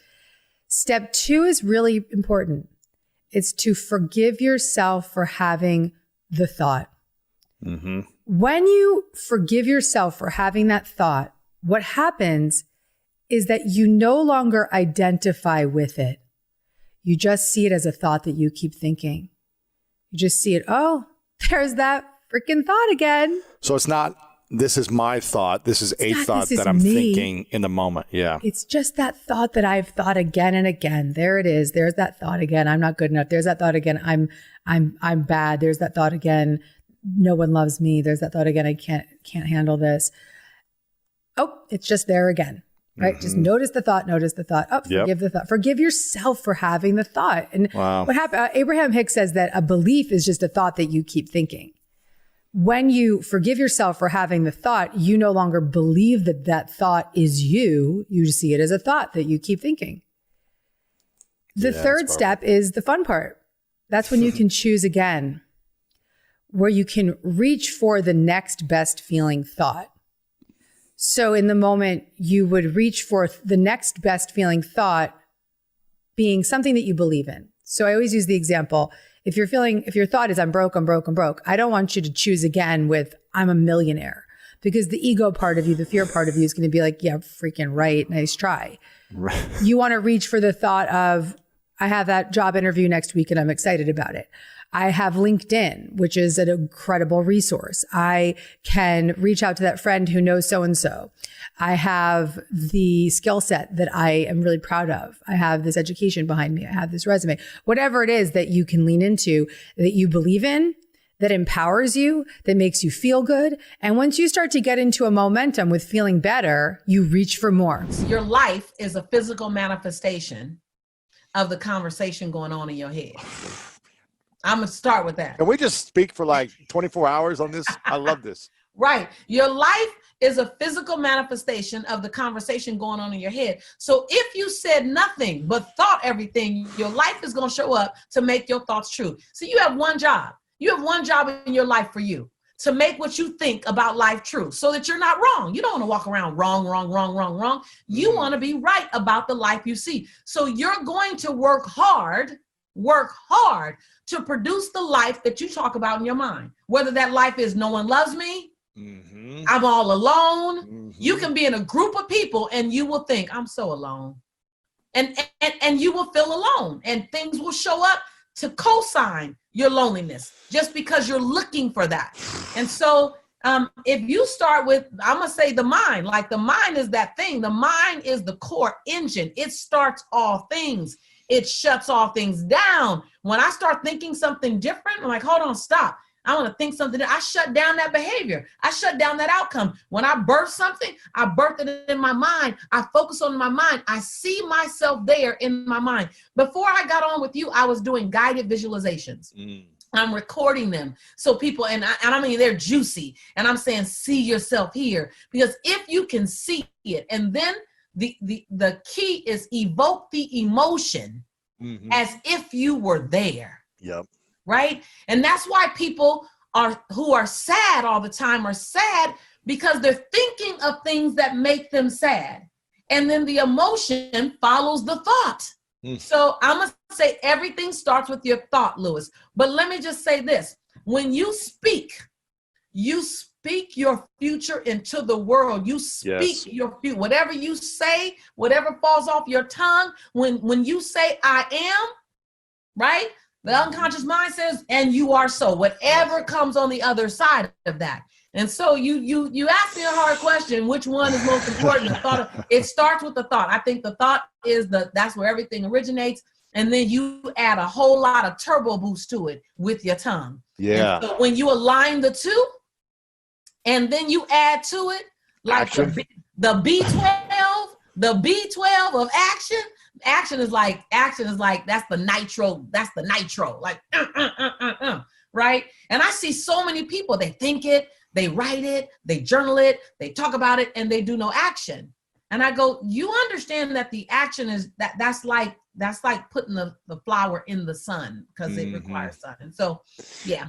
Yeah, this is a beautiful explanation. And I had a Navy SEAL on, I don't know, 6-7 months ago. His name's Chad. And he talked about, as a SEAL, he used the tongue as a rudder in a boat. He said, what you speak is going to lead you down, the ocean or the river or wherever on the boat you're on. And so he never says anything negative out loud, because it's so powerful. In the Navy SEALs, he talked about how powerful it is. No matter how much pain they're experiencing in Hell Week and all this stuff they're dealing with, they never allow the tongue to speak something negative. Otherwise, they'll ultimately quit and give up. Right. It's too painful to deal with what they deal with. Right. To then say, I'm hurting, I'm tired, I can't do it. Right. Don't speak that. Don't speak that into the universe. You just, because whatever you speak feels like it expands. Of course. Right. Energy grows where energy goes. It expands. So speak life.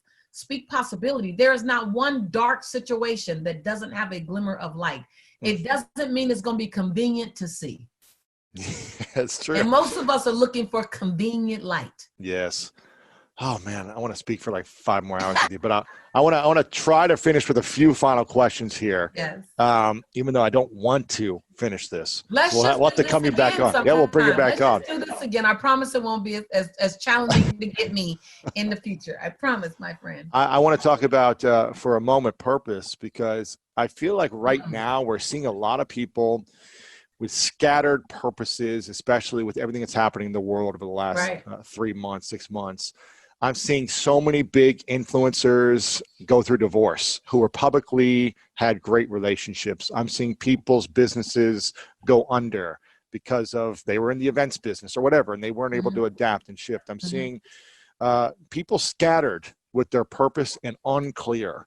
Right. How can people, let's speak to this, because I think it's 2 different questions. One is how to truly figure out what your purpose is, because I think it's seasonal. What your purpose was when you were 10 is different now. I agree. It's seasonal, so it's hard for, it's a very broad question, and I don't want to set you up with that because I think it's unfair when people ask you that for me. But if you think, I know what my purpose is, like I know I'm meant to go do this thing. I think I'm supposed to go after this. I feel like maybe I should try this thing, but I'm afraid. How would you coach someone who knows what they're supposed to do, or at least they think they do until they figure it out and it's not it or it is it? How do you coach people or encourage people to actually do it, to actually overcome that final hurdle of fear, whether they're afraid of failure, afraid of success, afraid of judgment, whether they've got a really good life and a really good job, but it's just not it's not pulling them to their ultimate purpose? Where do you share in that line? So one of the first things I do is I ask them to please, let's quantify and give life to what does it cost you to stay still. Ooh. So, I'm a straight no chaser kind of girl, right? We're not just going towards something. We also have to realize that to the same degree that you asked the weight loss, why did I do it? Because what would it cost me with all my success? What would it have cost me to stay in that 220-pound body? What's the cost? And so when I saw that, that's why I responded. If I didn't give myself this, right, I was very clear with the cost. So number one, I would say, what does it cost you? And my students know me. I do this in my workshop, my trainings for my platinum level students and my coaches and students that are getting certified to be a Lisa Nichols trainer. And I ask them hard questions. What does it cost you to stay in that mindset? And they have to list it. And I say, and what part of the price have you already paid? And they just give visceral, like, And I say, So how long? I don't know. It's whatever you want. How much longer do you want to pay that price? Right. Are 2 we- years, 10 years, 2 right, months. Are we PIF? Are we paid in full now? Are we PIF? I'm paid in full and I'm keep paying. Exactly. And so I use this metaphor that if you went to the store and bought a dozen eggs and you went home and you scrambled all the eggs and you cooked the eggs and then you took the empty carton back to the grocery store and you said, I'd like to buy these again. The cashier will go, but you already bought them. Why are you buying it? Why are you paying for it again? That's what we're doing. We're paying for the same behavior over and over again. And so one, get clear that you're PIF, that you're paid in full for not being in action. Like I've already paid it. I've done 3 years of wanting a dream and not have, whatever your reasons are, right? Number two is, let's talk about everything that happens if you fail. Let's just unpack that. You go back to where you're at now. Yeah, you'll. Right. Oh, actually, you never are back to where you are now because now you got some kind of lesson that you didn't have. Yeah. Right. You got some kind of experience. So what happens if you fail? Okay, great. So what lessons can we pull out of that? So now let's agree to, if we fail, let's fail forward. So then let's define, what does failing forward look like? So then we get very descriptive on what does failing forward look like? What will I do with the lessons? What will I'll document 4 to 6 things I did right. And I'll document 2 to 3 things that I can improve upon, and I'll implement them all on the next go round. So then we take out all the possibility. And I even go as far as saying, so what if people judge you? I unpack it. What if people judge you? Let's say they talk really bad about you on social media for like 3 days. Like it goes a while. Well, then what happens? Mm-hmm. Well, on the 6th day, I get up and do it again. So all of a sudden I take all the juice out of the balloon of all. We just deep dive into the darkness of your illusions, deep dive into the darkness of your mind. So like, what? Okay, well, I'll lose this money. Okay, you lost how much? 40,000. Okay, all 40,000 gone. So now what? I don't know. Okay, well, let's figure out a plan, because you already lost the money. We lost the money. Let's now I can start saving again, or I can do whatever. Okay, great. So then all these big possibilities are now just situations. Mm-hmm. Then I go to, so what can we do to eliminate the possibility of that occurring? So now we go into strategy. So I'm real big on strategy. I'm real big on milestones. I believe that you should not set a macro goal without setting several micro goals.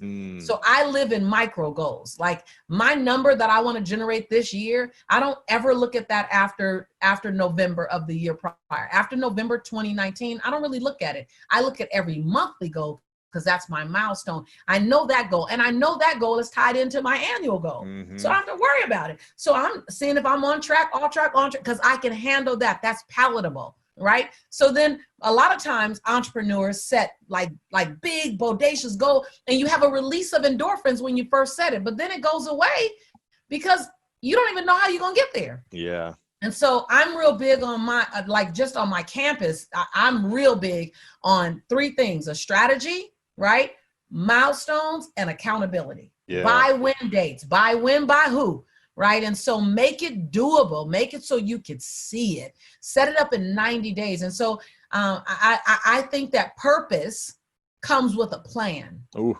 And oftentimes we leave purpose so big and so ambiguous that it feels difficult to touch. And so if you're supposed to inspire millions, okay, great. So for August, how many are you going to touch toward that million? We're going to get to millions. We're going to get to millions. But are we touching 5,000? Are we touching 50,000? Mm-hmm. And then by November, did you grow your social media platform by 3% or by 30%? Like something trackable and measurable so that you can see that purpose being fulfilled. So you can trust your picker. So many of us haven't had enough indicators, haven't had enough evidence that we've done it the way we thought we would do it, or better, that now you're starting to pull back on trusting your picker. Well, you need evidence. If the court of law sends a man to prison because of evidence, or lets a woman walk because of lack of evidence, then why not use evidence in your life that you're ready for such a time as this? But you have to set it up in such a way where you can see the trackable evidence. What do we say to ourselves when we don't do self-care? What are we saying about how much we Mm, are worth to ourselves when we Mm. don't, when we delay that for months and years of taking care of Yeah. ourselves. yeah. I'm not important enough to put at the front of my own line. Mm. You always are going to have a line of people to serve, things to do, and you got one job: to stand at the front of your own line. You're saying that you're training other people how to treat you by the way you treat yourself. Mm-hmm. And so you are saying, that I still need to heal in the area of feeling important enough to prioritize my self-care. Yeah. You also may be saying and can be saying, I still need to learn how to fall in love with myself enough to take care of me the way I take care of others. And that's so many people. You take care of those around you far better than you take care of yourself. Yeah. Yeah. This is beautiful. You shared last time. I want to see if your 3 truths are the same. So at the end of every interview, I ask people what their 3 biggest truths are, if this was their last day on earth many years from now, and all of their content was had to go with them to the next place, and there was no more videos or books or anything of your message, but you could share 3 lessons to the world or 3 truths. I'm curious if your 3 truths have changed in this season, so I'll ask you, what are your current 3 truths? You are greater than your circumstances. It's your birthright. It's your birthright to have joy and abundance and love and fairness. And it's your responsibility to leave this planet a better place than it was before you came by your contribution. My final question, what's your definition of greatness currently? Being willing to lift others as you climb. Being willing to lift others as you climb. Being willing to speak even if your voice shakes. How you hypnotize yourself for success, what that was like, and I guess just that process. Look, I think the vision at a young age wasn't, I wouldn't call it as much, it was the early development of manifestation, right? And it was drawing, I have a self-portrait of myself from when I'm 14 years old, where it's me, this is no joke, it is me in a matching hat and shoes, like with a skateboard on the side, all of these, like this art easel, and then just stacks and stacks of money. Really? Right? And you drew this? I hand drew it, right? And it's like, the most fascinating aspect is it's this bizarre matching hat to shoes combo, you know? And to me, like I always like could feel intuitively the law of attraction, right? Really? And so even when I look at like, I was lost at 25 years old when I was like searching for some sort of way I was like a fix to help like redirect me and get me remotivated and refocused. And that's why I was looking for a hypnotist, right? And then I found a hypnotist who was at the Scripps La Jolla Hospital, and so to me, I'm like, okay, this is like a clinical psychologist hypnotist. This is real, right? And so when I got in Not there, some stage performer. yeah, and so to me, it was like when I got in there, I was like looking for like, you know, make me focused on skateboarding so I can win contests, like, you know, whatever my vision was. And he immediately did this test and said, you don't believe you were meant to be successful at your subconscious level.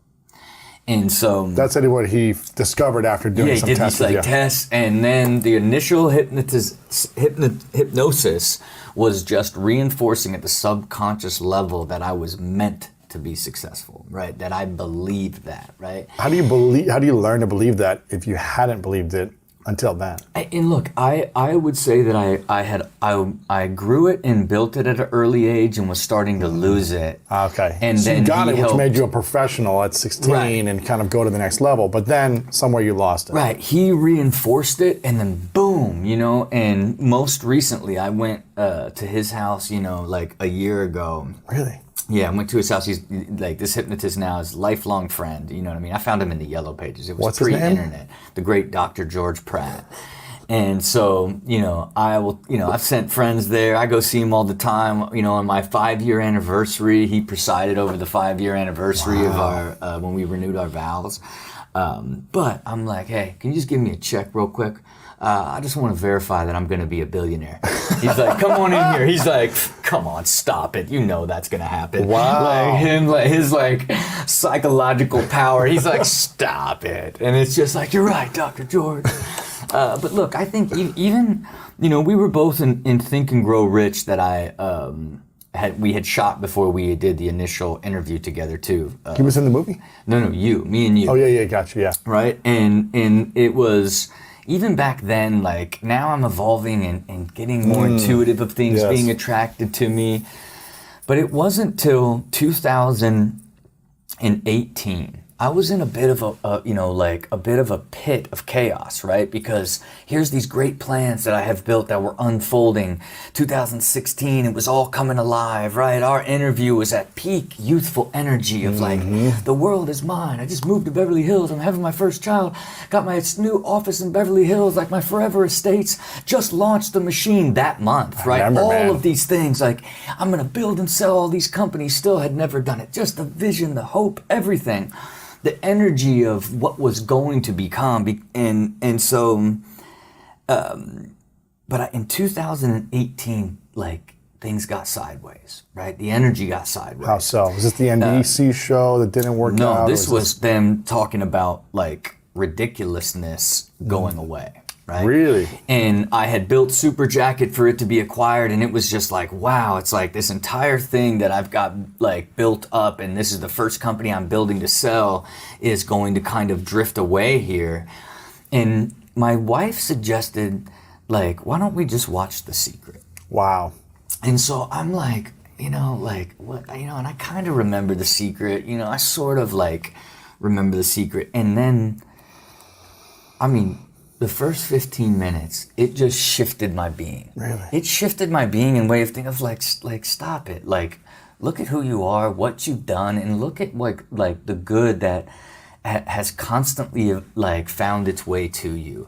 Don't lose sight of that. I began to practice belief. And literally like a month later, my internal medicine specialist is talking about meditation. And I'm like, I have to meditate. And she's like, in my office, we have this new company that has these meditation pods, the Somadome, right? And I'm like, can I try it out?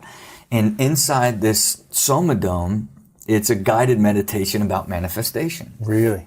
And so what I started doing in 2018 is I was like, I'm not going to like hope for the law of attraction. I'm going to begin to practice it.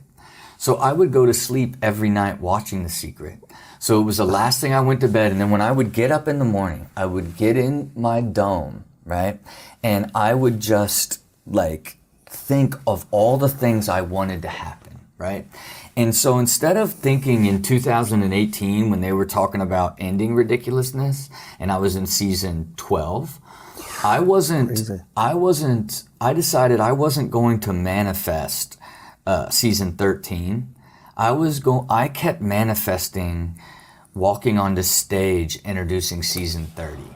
Holy cow. So you weren't thinking about the next season. You were thinking about 20 seasons away. Right. And so for me, like it then evolved and like it literally began, it was like the seas began to part, right? Because what happened is because I own the production now, I was able to negotiate directly with the head of the network on the unit economics of the show rather than talent and producing fees. And so we got to a place where we decided from a business perspective what was best for the network and the ever-changing landscape of linear cable.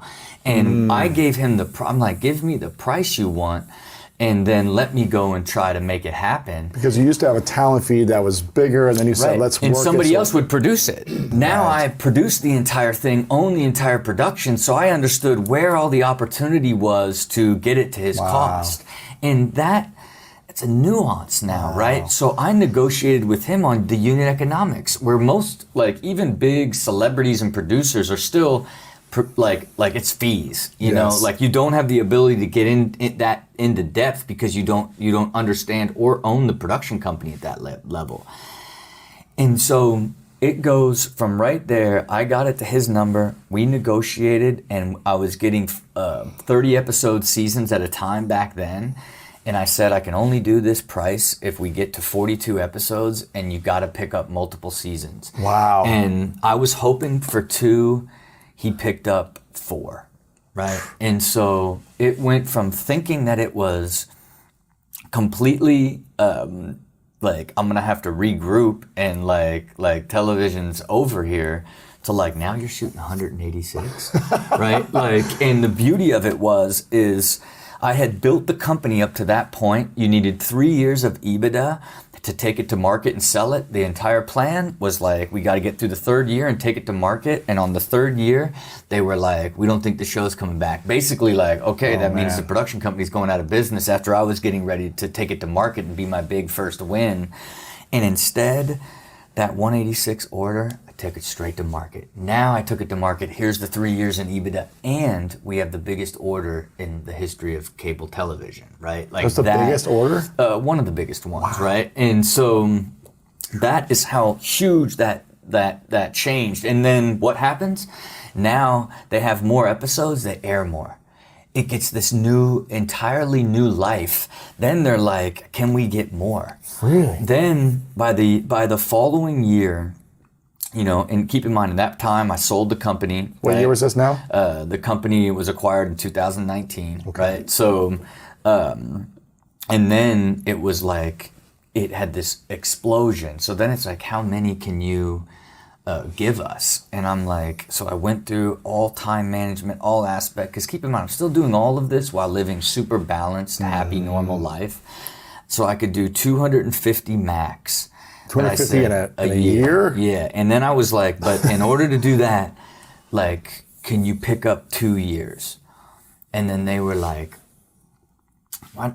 No brainer. Let's do it. So they then ordered 500. 500 eps? Yes. In 2 years? In 2 years. And that put me to 30 seasons, right? So it's Holy. like, so, you know. Oh my goodness. And again, so you were visualizing 30.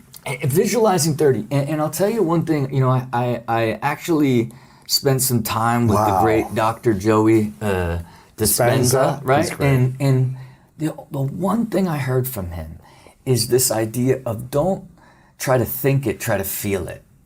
You know, don't when you're trying to like tap into the quantum field and generate energy in the law of attraction, the things that you are thinking about, think about the feeling. That's why I went through the feeling of like what it feels like to be on stage. Welcome to season 30, right? So it's a much more richer sort of existence. So now it's like I practice it every single day.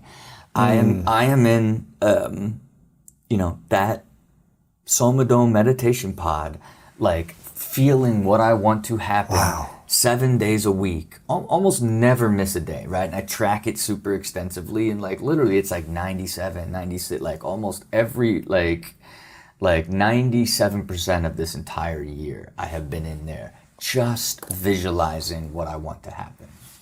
I gotta get one of these domes. Yeah, look, keep in mind, like think how hard it is to just meditate every day. That's so hard. Right? Think about how hard it is to just do anything healthy every day. For 5-10 minutes. Right. You know what I mean? I didn't do it overnight. I had to grow into it. It's a muscle. Getting that level of discipline, being able to commit to it, you need to do it over and over. You go through your highs and lows. You stop for a little bit. You go back to it. You stop. Like it goes like that till you finally grow the muscle of the consistency and the discipline to where it turns into a way of life. Yeah. I just don't. Now I can't even imagine not doing it. If I don't do it in a day, I'm like, oh, like where are all my dreams? You know? How important is it for people to feel what they want to manifest on a daily basis then, as opposed to once in a while? I mean, look, I'm living proof that you can exponentially accelerate towards it if it's part of your focus. Where do you think you'd be if you didn't do that on a daily basis? It's hard and to go say. to sleep almost every night watching The Secret Yeah, or I something mean, look, like but that. I've been falling asleep to a lot of Jim Rohn, this old Jim Rohn, Yeah, man. this old school sort of his sort of philosophy that's also super sharp. Because what I've just found is like you're like this. You know, I'm gonna fall asleep instantly, right? Like I sleep pure and quick, but it's like let me be in this like sort of growth mindset Yes. as I'm like drifting off asleep to like set the tone, right, for what it is. So I don't know, and it's again, I think with a lot of stuff that I do, it's extreme, right? It's Yeah. like so extreme, like you You know, track every minute of your life. yeah, and like tracking every minute of my life, having the qualitative data of every single day, asking myself how I feel about my life, 0 to 10, right, and of life, work, and health. The beauty of that is it is a clear indication of the quality of your life. Yes. And I see direct correlation to my discipline on my quantitative stuff. Did I get up at 5? Did I brain train? Did I meditate? Did I get in the gym? Did I have a clean diet? Did I not drink? You could look straight up the line and look at the qualitative numbers, and they are one for one, right? And at scale, right? You see you've gamified your discipline. Yes. Right? And in a sense, you've gamified driving the quality of your life, right? Which, what does that do? What do all those things actually deliver to you? You're just happier, you're more fulfilled, you feel better about yourself, you have more confidence, you have more belief, right? Like all of these things. But again, I started it in 2015.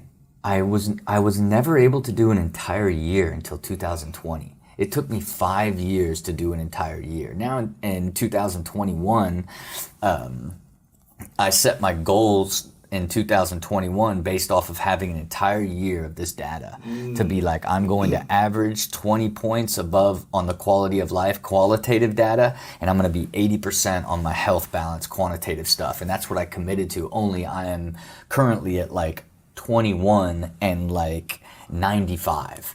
It just, Wow. it like once I gamified it and now I'm playing the stats, like it made me even that much more disciplined and excited and energetic to stay more disciplined, which in turn gives you more energy, more discipline, and More more self-belief. output, more self-belief, more success, all these things that compound on top of each other, because that's, you know, it really is a compound effect in all aspects of your life if you see your life as all of these different systems that have the ability to expand, right? Because as they expand and they're harmonious, you get this extraordinary energy and build this great foundation that you grow into the ideal version of yourself. Yes. Because that's ultimately everybody's goal, you know.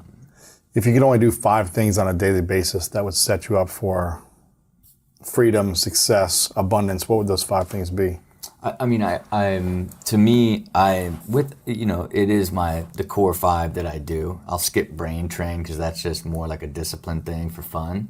But you get up early, you know, like lately I've been getting up at 4 and 4:30 because it's like you get so much out of being highly organized and having time to get a ton of stuff executed before the chaos starts, Yes. right? Because I don't care who you are, the chaos starts, you know, in my case, it starts at 7, the moment my kids get up. yeah. So everything that I can get done ahead of then is essential, right? And including free thinking and ideating and all these things that get lost when you're just going from thing to thing Busy, to thing yeah. and exhausted, and then like veg out, get up, go thing to thing to thing, right? Like the life force is constantly recalibrating and getting clarity on where you're headed. Yes. As part of it. But one, for sure, get up early, meditate, you know, and everybody does it in a lot of different ways, but meditation for me isn't get quiet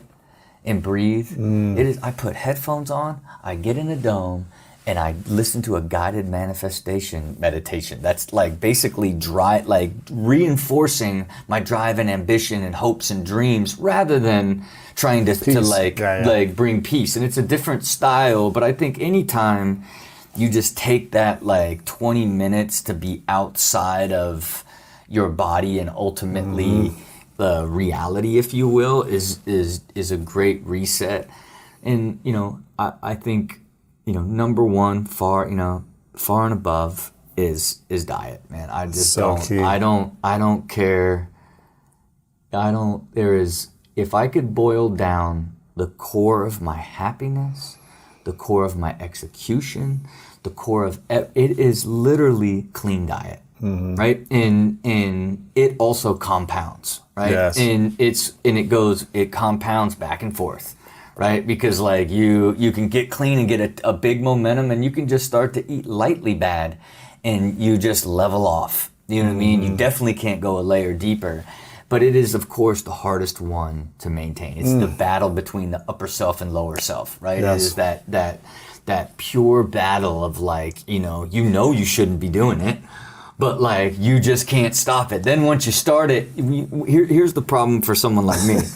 I have to create all this discipline and Right. gamify it to protect me from me, because I will start to dip down. To justify, I'll dip down, and then I'll do like fake health for a while, right? And then I'll be like, after my wife's birthday, then I'm gonna get focused again.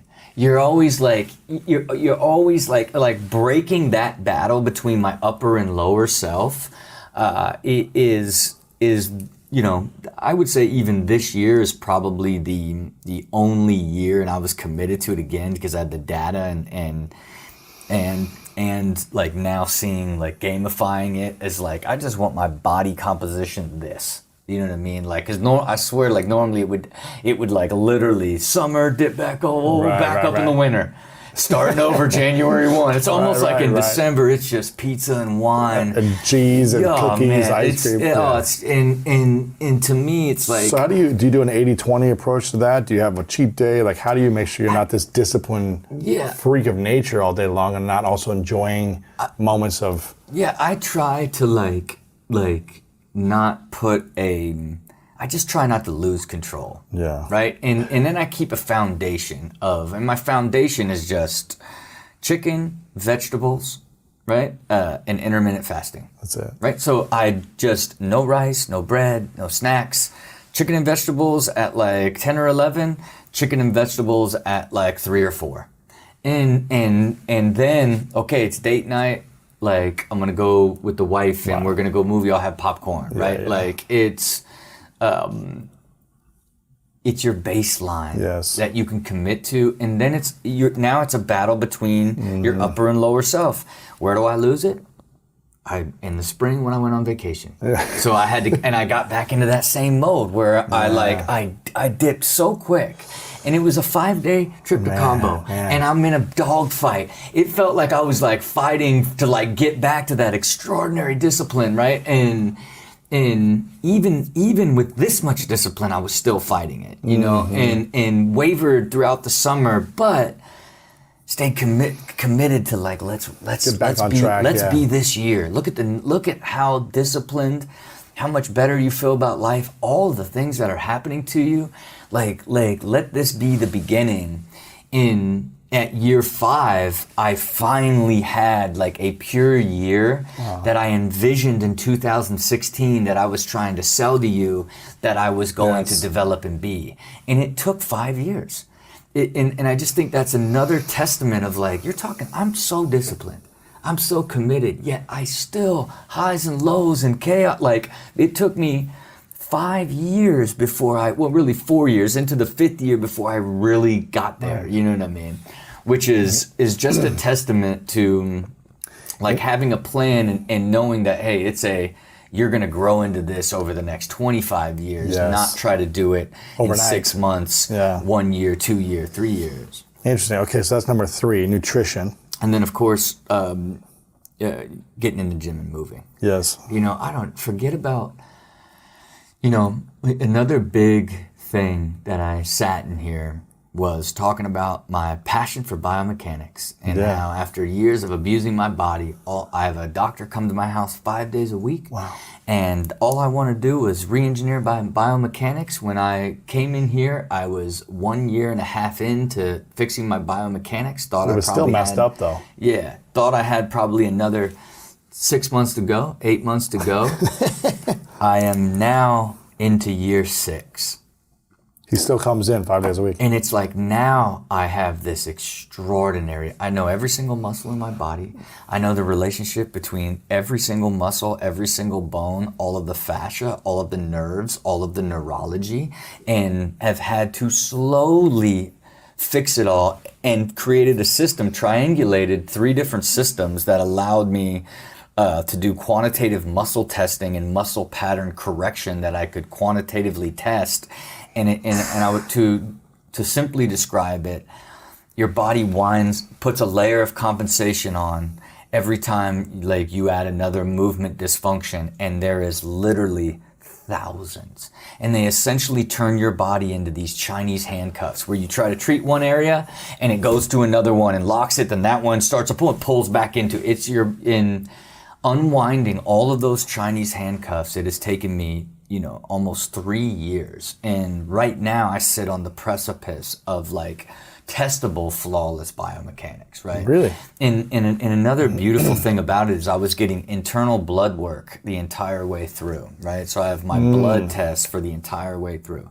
And so this latest blood work came back, and you're no longer, you have no more inflammation markers. You no longer have leaky gut. All of these things my internal medicine specialist is like, I don't know. Like, what about your diet? I'm like, my diet hasn't changed. All I'm doing is fixing the relationship between my muscular structure and my skeletal structure, which then is releasing pressure on my internal organs and my gut and the functionality of my body and all this stuff. So I digress. Extraordinary, because now I'm like, wow, you're going to not only have a flawlessly functioning system, but now you have all this data to show that it's flawlessly functioning, that you'll be able to use as your baseline till you die. Till you die. To attract a goal to you, the new book you want to write, your soulmate, but all of these go in a particular sequence. Now, when you forgive yourself, you typically forgive past judgment, and past judgment on yourself can sometimes cause illness and disease.